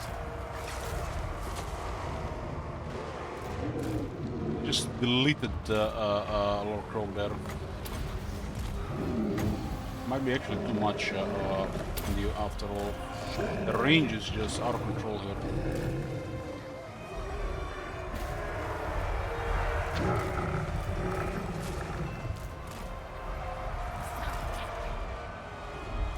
I'm gonna pay with for these kings.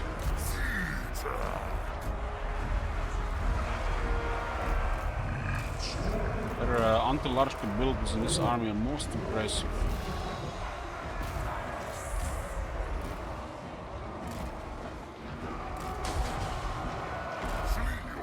We're probably not gonna have enough to kill this.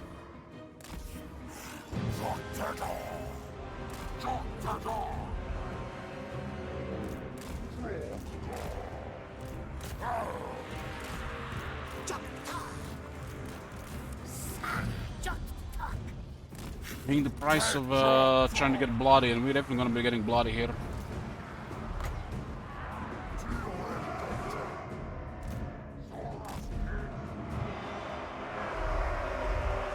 They just have impressive firepower here.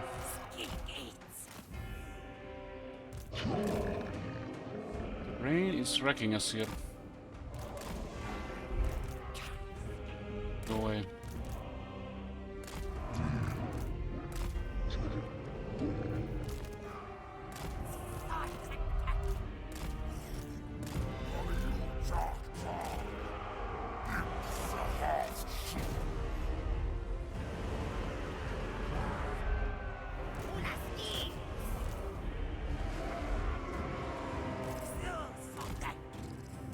I wasn't checking even the low crow for a second and nearly got killed there.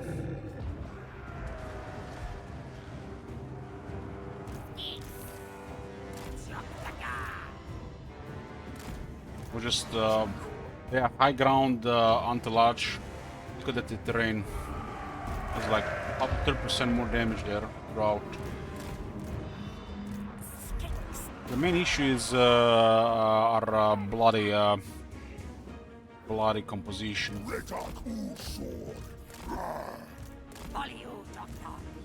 to salvage this.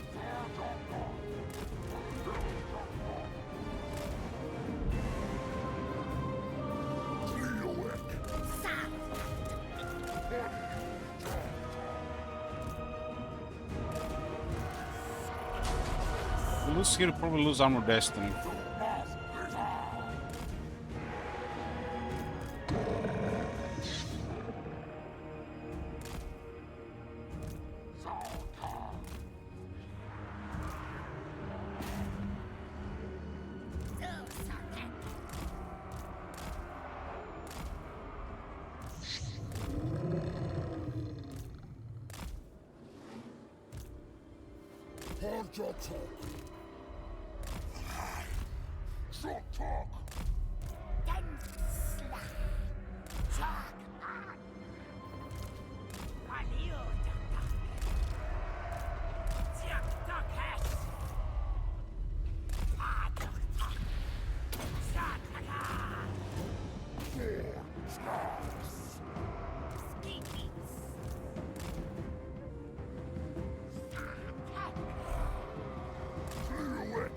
The 8-bolt throwers did its own the thing on what thing was the 8-bolt throwers that did the thing there? Landing there.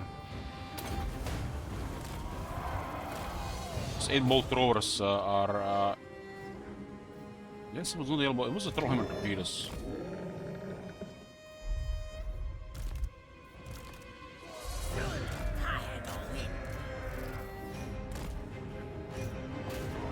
Too many skinks in the army could be affecting us, I think.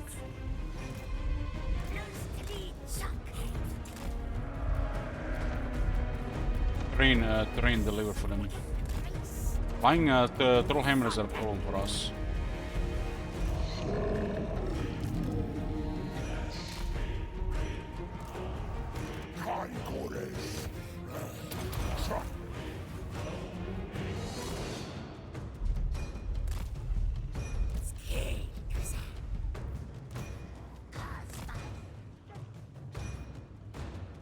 Easily kill the dinosaurs, the many Trollhammers, especially this special one.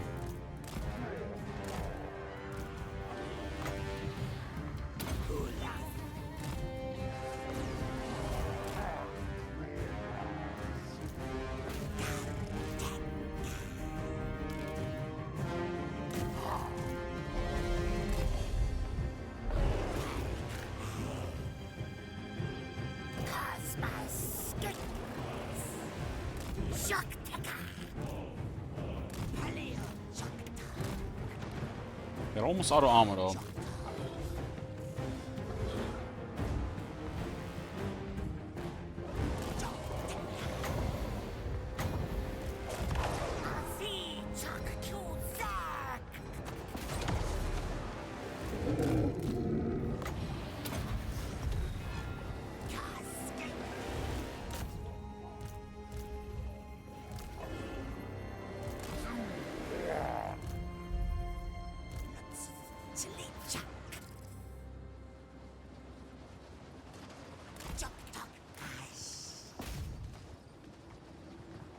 Look at their own Trollhammers there.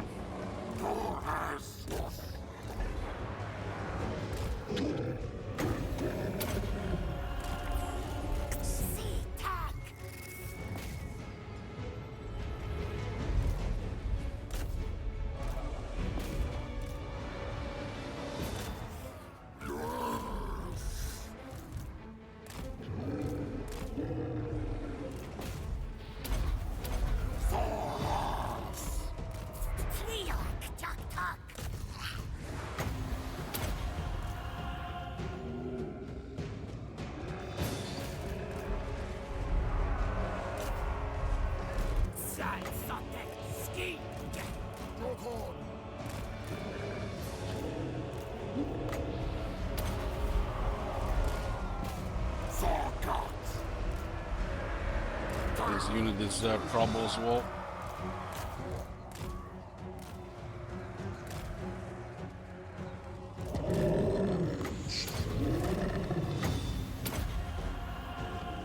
That unit is trouble as well. They got a lord there as well.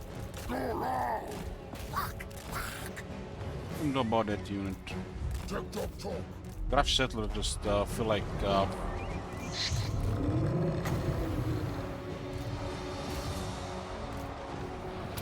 you can do it, Krogar, you can do it!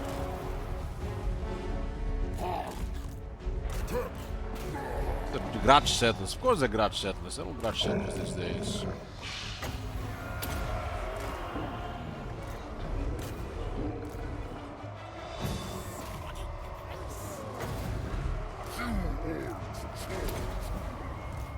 Doesn't even do anything against that unit. Unit can do fine here. Lord is doing a great job there. Battle was botched from the start due to our composition of the kings for blood battles. Saurus are real hard to kill if they don't use their shooters. Real hard to kill.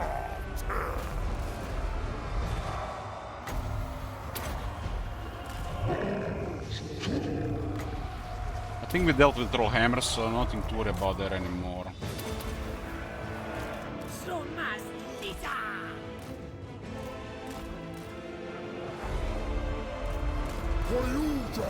Krogan will eat the Lord.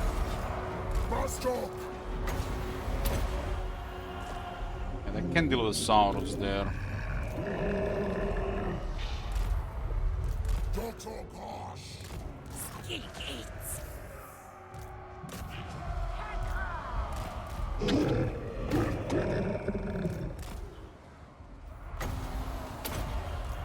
The lone guy is killing them there. T-Rex is killing them.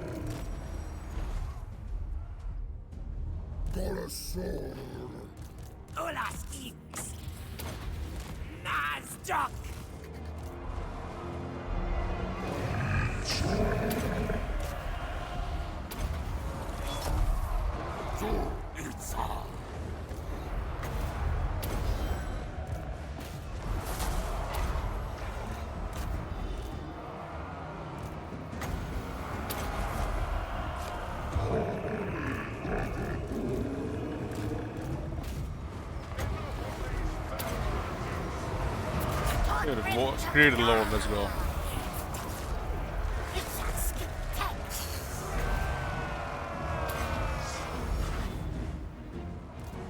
Voice of holding there.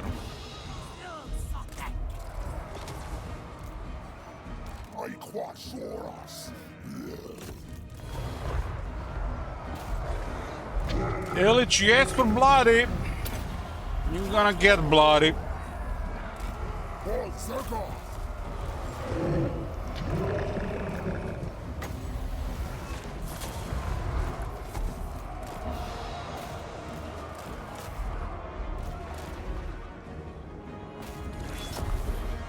Sotek Makor. Piotuk.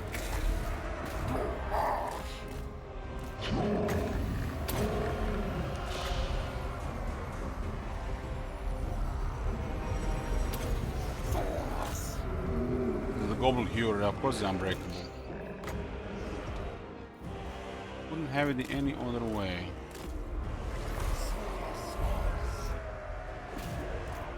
The Trollhammer torpedoes were wrecked some of our stuff the most.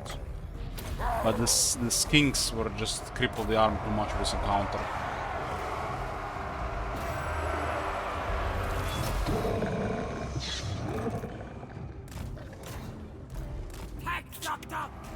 I don't mind losing the solar engines, really.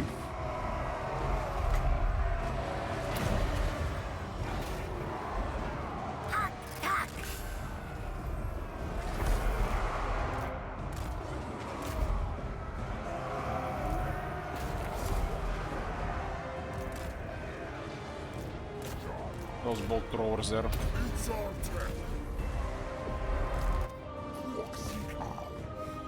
That was a troll hammer, should have not moved.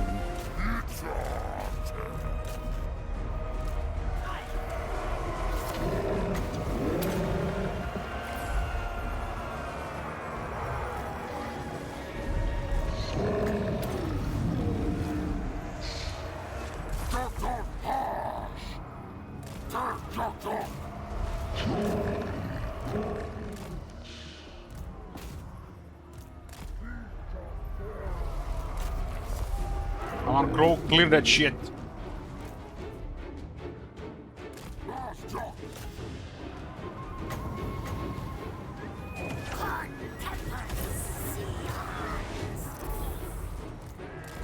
A couple Slayers here, huh? Doom Seekers.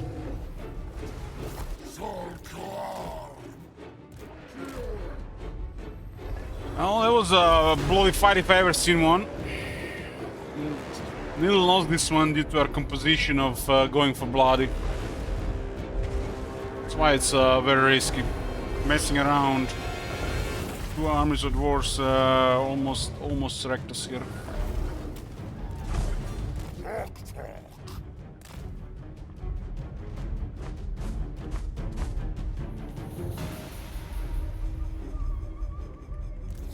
Come on, man! This fight is incredibly difficult to win even in the first place.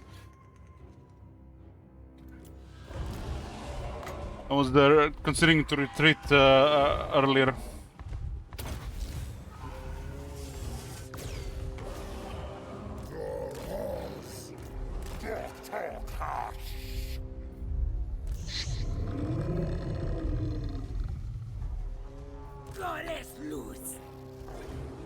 But this is their main military in the area, so win is a win. Even if it's the bloodiest one this campaign.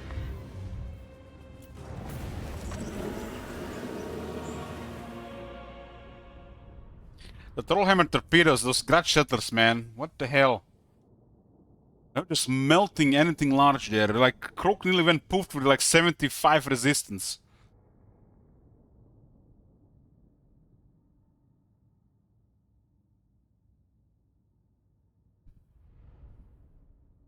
Couple of Ripperdactyls and some more Sauros would have just trampled them though.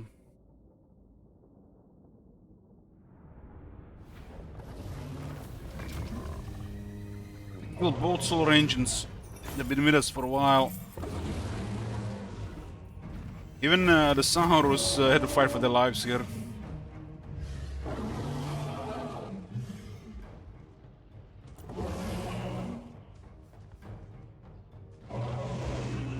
This was really bloody. I think I was pushing way too much with these kings here. We gotta restore this army to former glory. 24,000 damage on that gyrocopters there.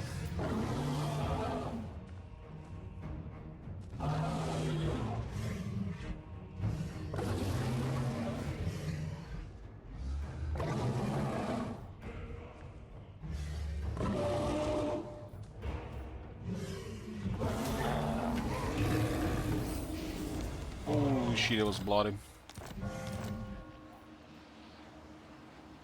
A piece of crap. What a piece of crap. Items though. What is on That was really bloody.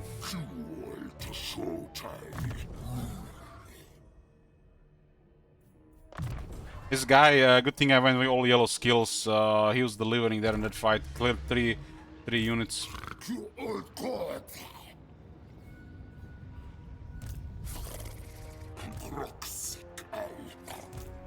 The Rajrat is coming closer. Rajrat has a nice buff as well. Is that war with Torek? Is that war with Torek? Let's see what you're gonna do, Torek. Still have stronger military than he has. When you speak to me, you speak also to the Celestial Emperor.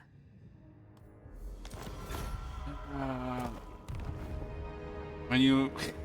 I'm not gonna say it.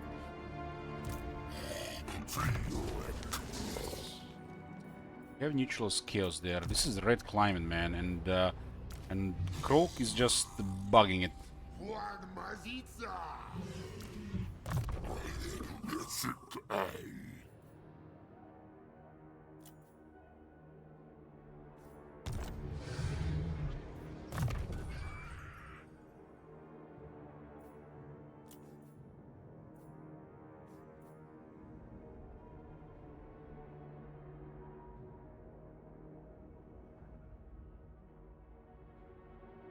You have all his good stuff.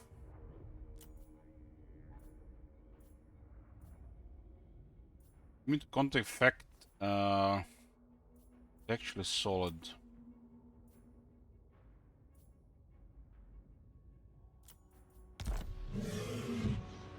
Replenishment sucks in this army, even with all the characters saying bonus replenishment because of the red climate here. But it's also because of the bug with his hero ability.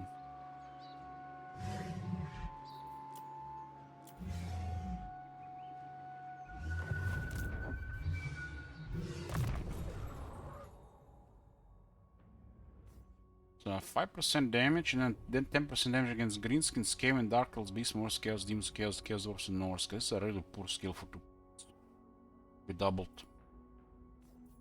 Give me the contact effects. Contact effects are one of the few things that can actually cause more damage to him.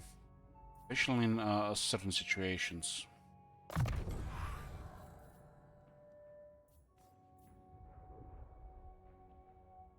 No contact effects to bother him. Even if it's just poison.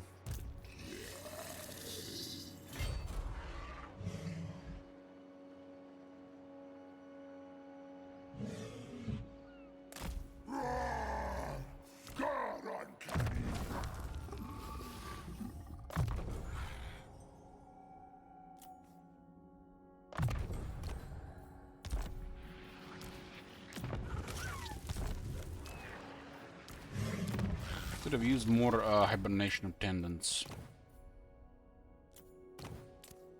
During this campaign, we haven't even logged that many.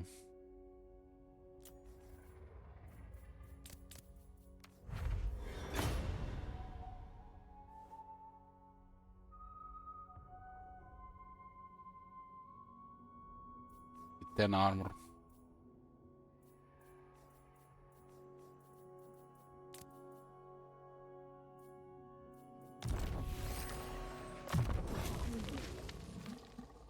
"25 missiles, 20 physical, 15 ward."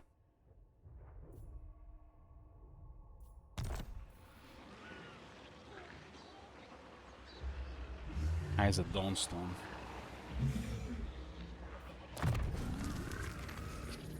Between Gorok and Kroga, which I prefer, I play Gorok in Warhammer 3 yet, but they're different campaigns. One is starts in Lastria, one is Southland, so different campaigns.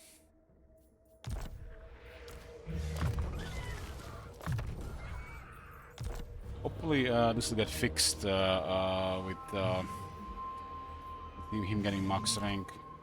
So he had the 5% ward save and 65 missile resistance, nearly went poof to range.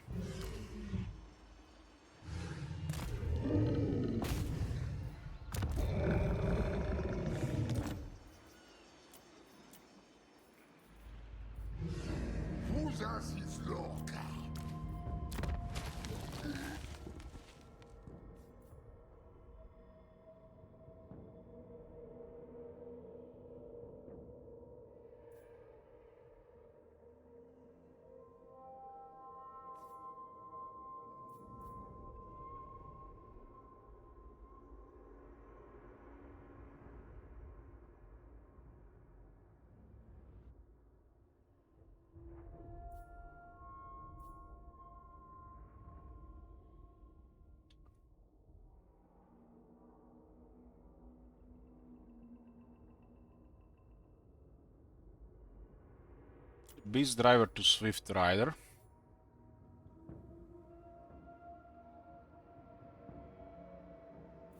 Get the Horned Ones.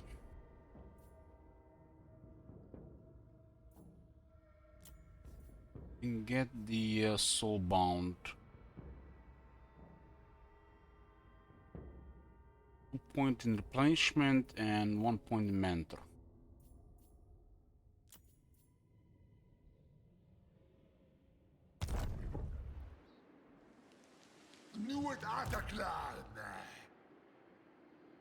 That will do, that will do.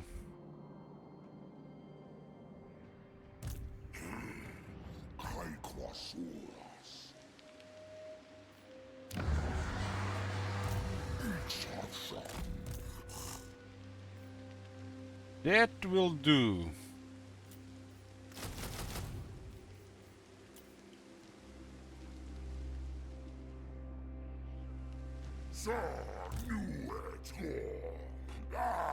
Let's see what Drazo's gonna do when this gets on to 3 turns.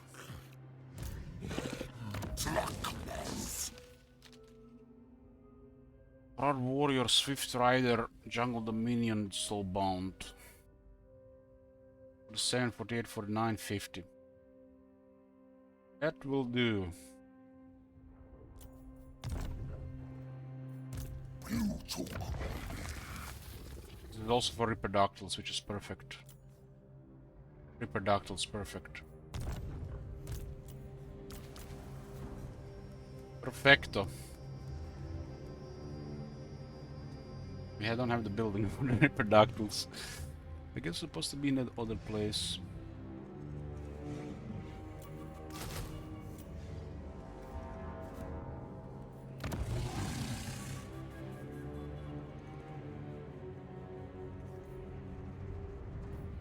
This is supposed to be the reproductive building, right?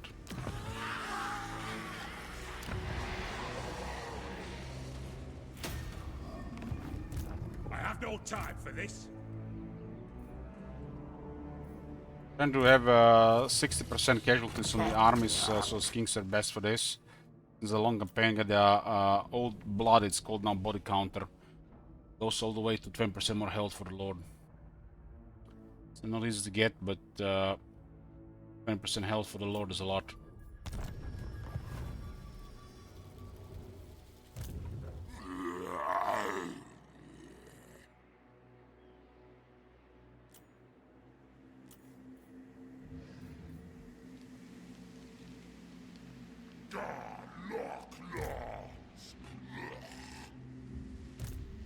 I do hope they attack us here.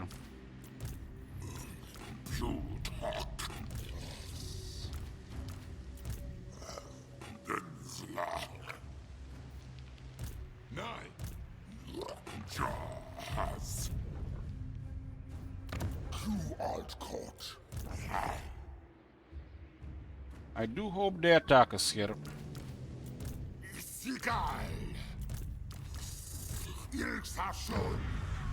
Guess those two armies were why Torek didn't mind holding that place.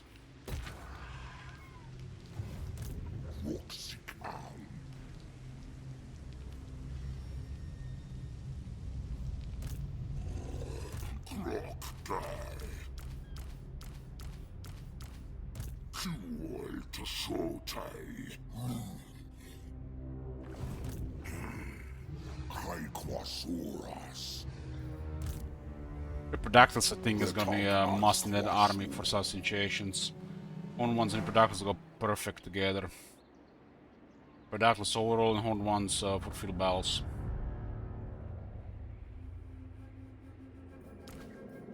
They're really deadly.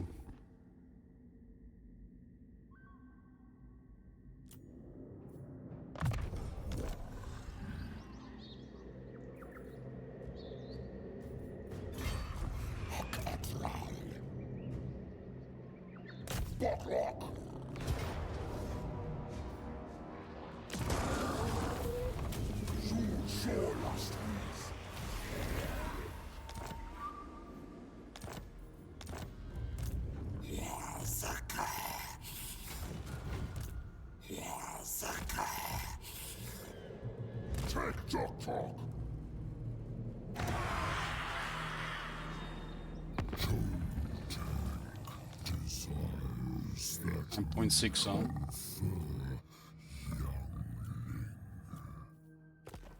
Not a pretty bad shape.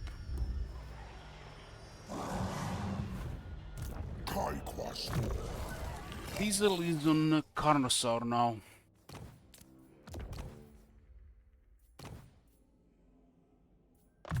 Sacred Guardian for Temple Guards, get at rank 9 as well. Better battle skill it is.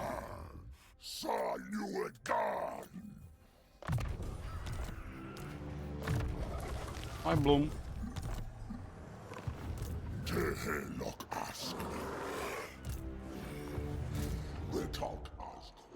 Just keep an eye on Karak Zorn.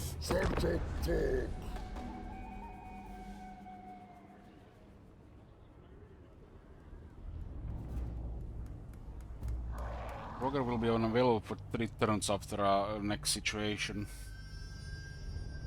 That'll be the last respec.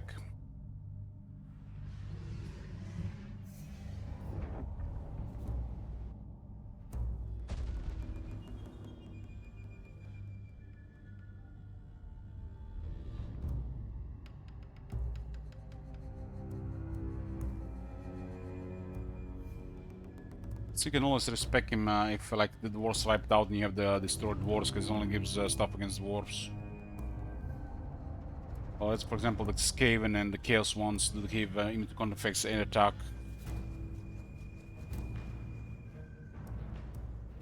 The destroyed dwarves makes him really strong against their characters. It's 20 attack and 10% damage. I'm glad they attacked this.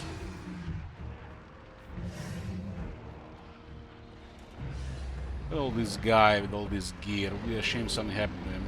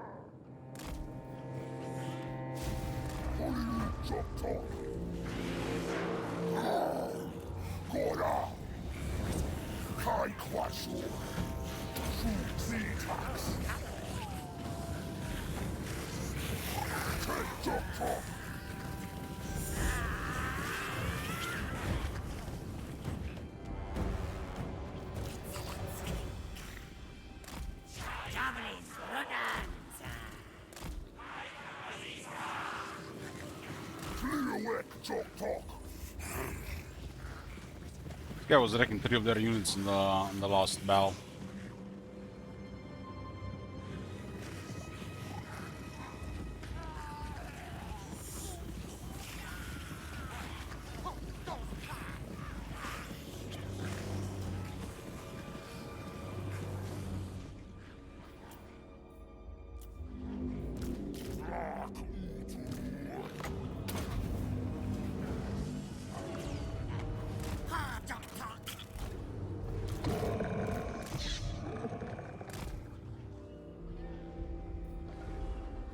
Yes, missed it just earlier. There was a nail biter battle. I nearly got wrecked because of all the skinks for bloody. Miracle, none of the characters got wounded.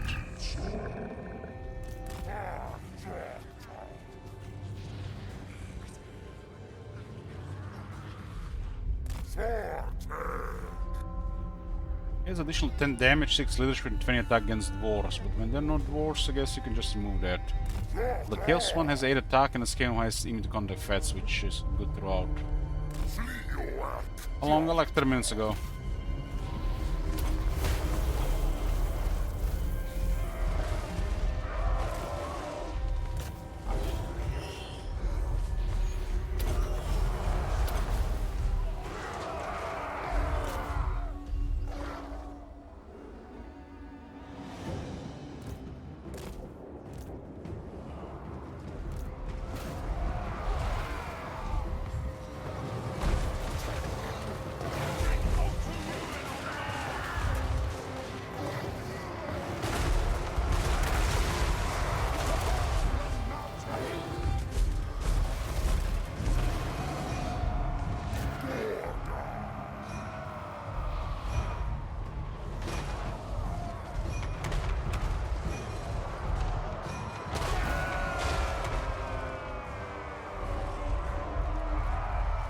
You should have brought more Slayers.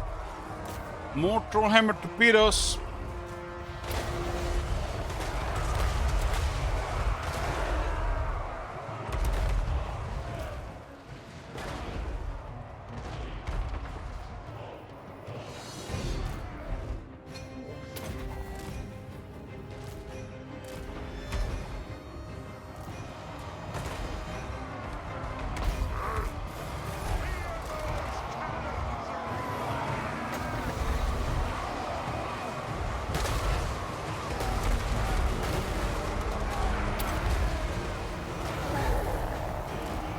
No disruption here.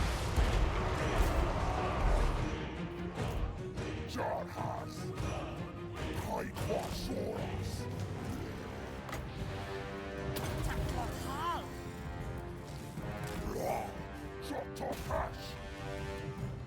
The Jar are looking, they're even looking for us there.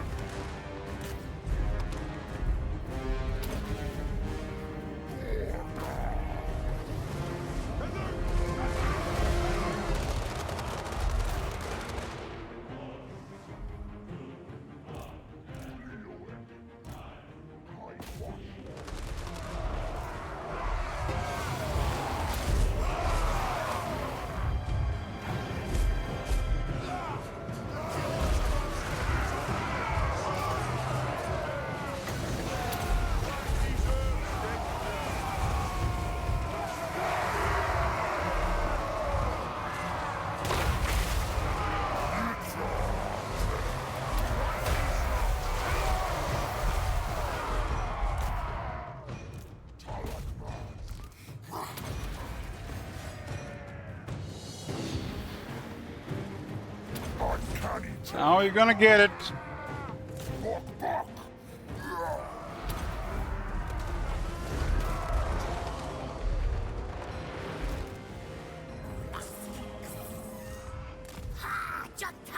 was a moment in the battle where Lord Crow nearly poofed at 70% resistance against the projectiles.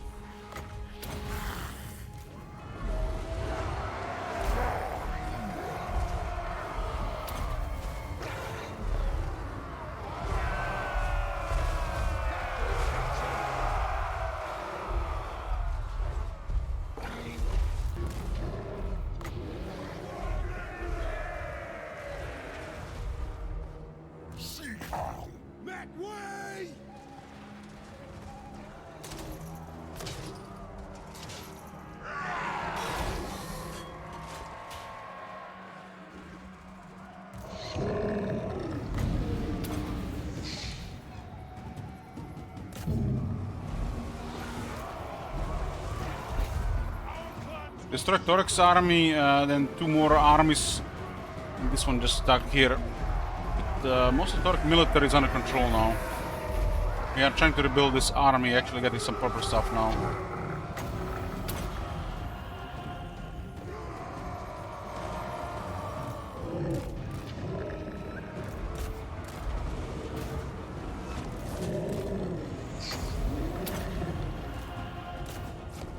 The cold one is good at just clearing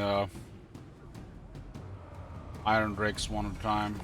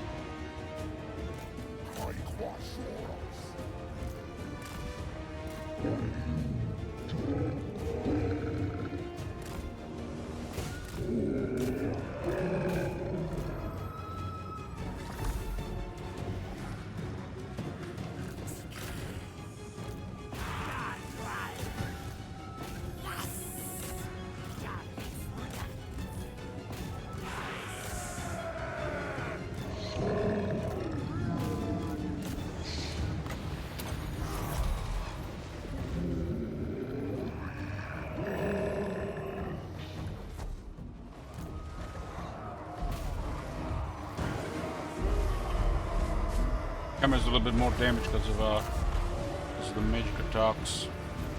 There you are.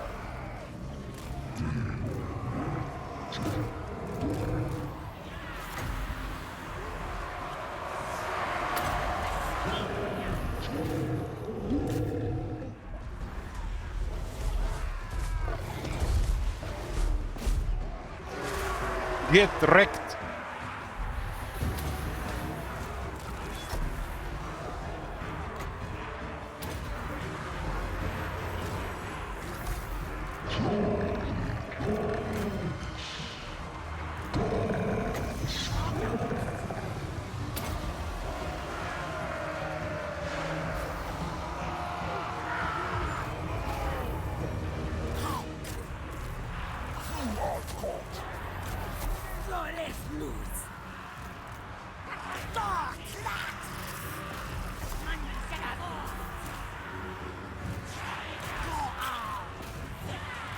Quasoras.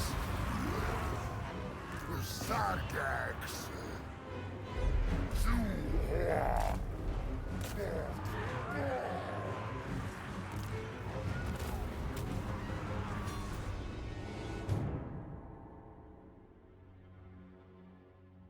But still on survived 22 health from the last battle. I was still healing a couple times after the battle was over.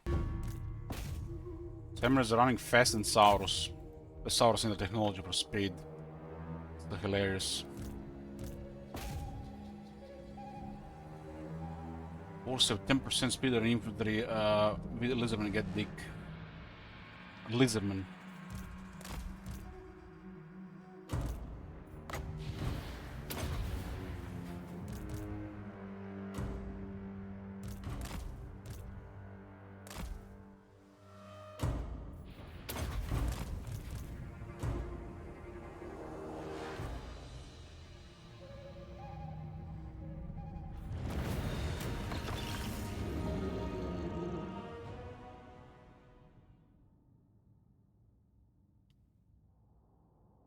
You have a 3-turn downtime here.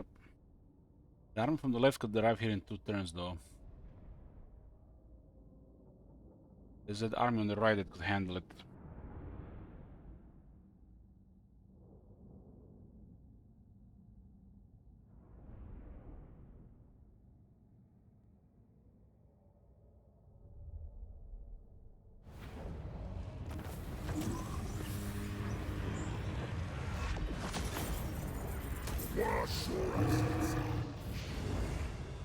They're coming already.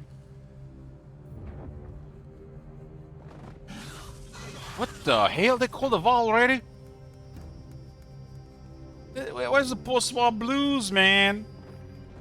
Look like they called the war after the war was over. It's all the new war are going. Greenskins are on a run.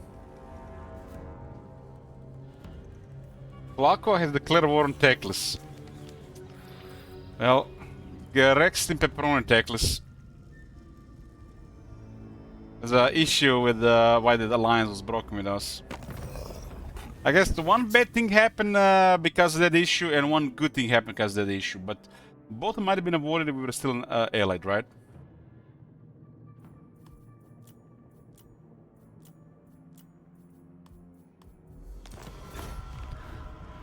This is a cold-blooded world, a Lizardman world, New World Order. Bok bok bok, if you're not a Lizardman.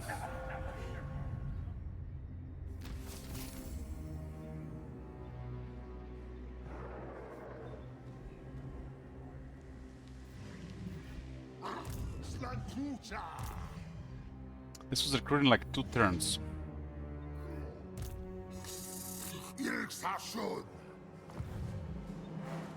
Where is our spy?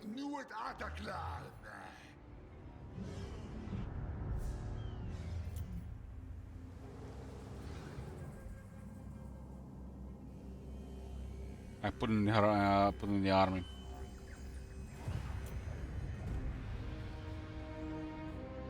Literally in the regional settlement, but we don't see them. Friendship is more valuable than gold, or so they tell me. At World Wars of Chaos.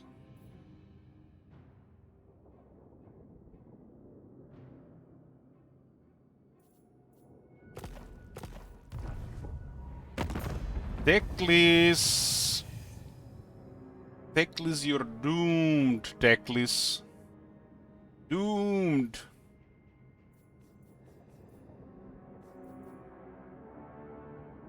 We're gonna save Oxyotl against over Teclis for sure.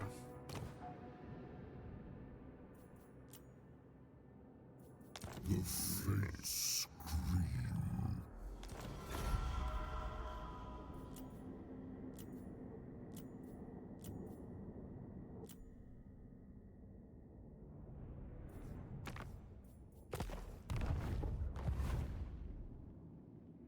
Kroger would destroy Vlad in 1-1. Vlad no longer has ward save.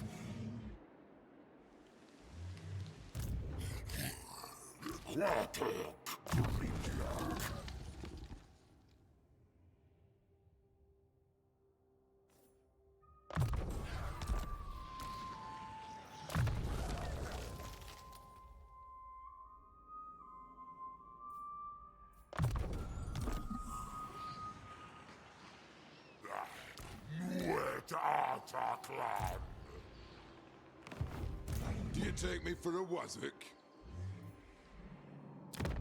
I don't have time. Torek has 14 settlements. The mountains still hold there. I'm besieging one of them.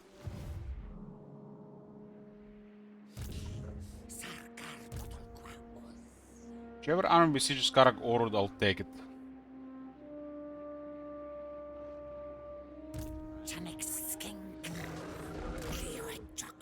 Karak Orod is mine. Unless they attack immediately, and then oops. Still have to get closer though. You Altcourt.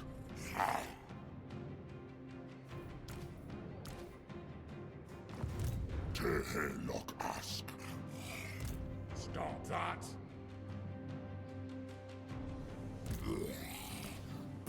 It's mentor experience from Chosen.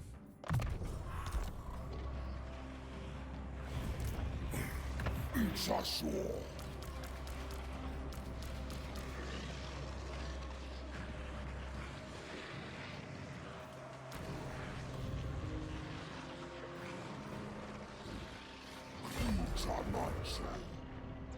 I'm a rune lord, not some smith. Not likely. This army is adding more and more troops. Hot tuck.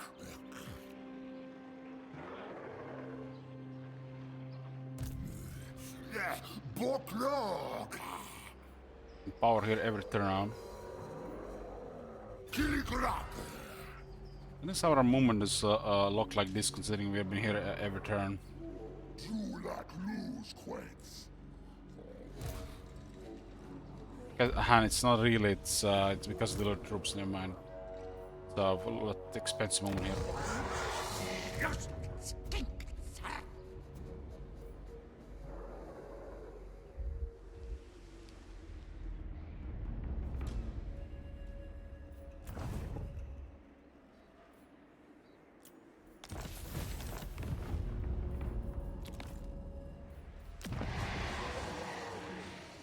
Another more Saurians there, and reproductive building.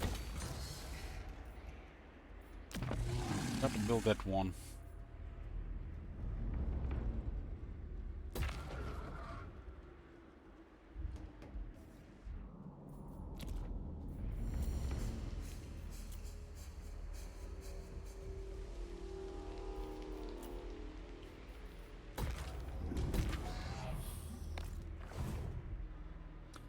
The military has definitely put a pressure on the money again.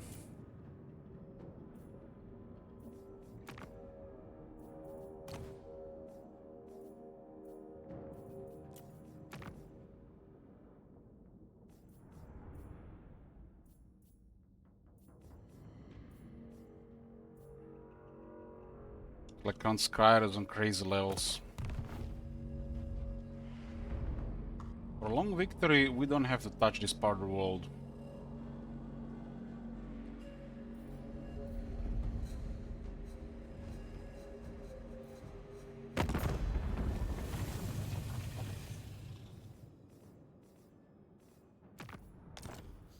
Many inventions I have to kill you. The main enemy is Broken Axe. What the fuck does Broken Axe have in Bertonia considering they have 4 elements?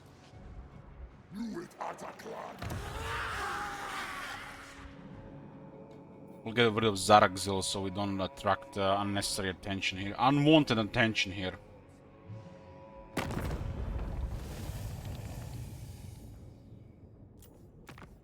This will be bad.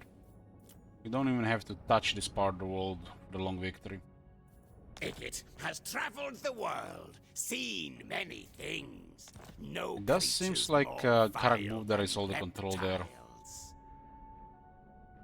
Because all the Trinity is extremely hostile as it is, so we don't have to give it to him. We can give it to somebody else.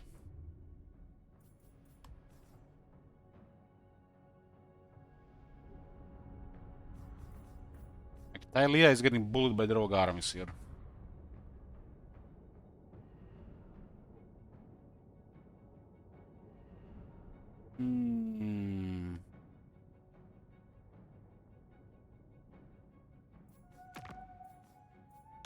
You come bearing arms.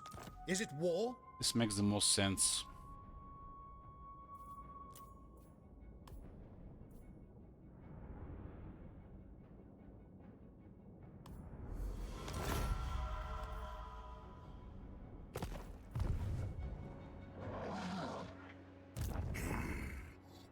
Quasuras.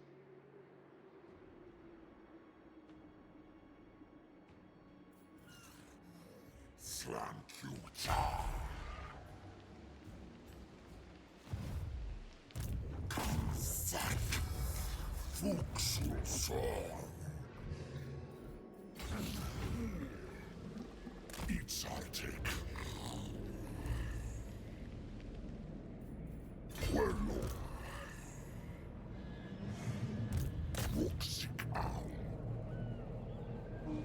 Why am I still even awake? Not alive? You're right, you're right. That's it, boys, for tonight. Thanks for watching. Thanks, Steinberg. I'll see you next time. To be continued.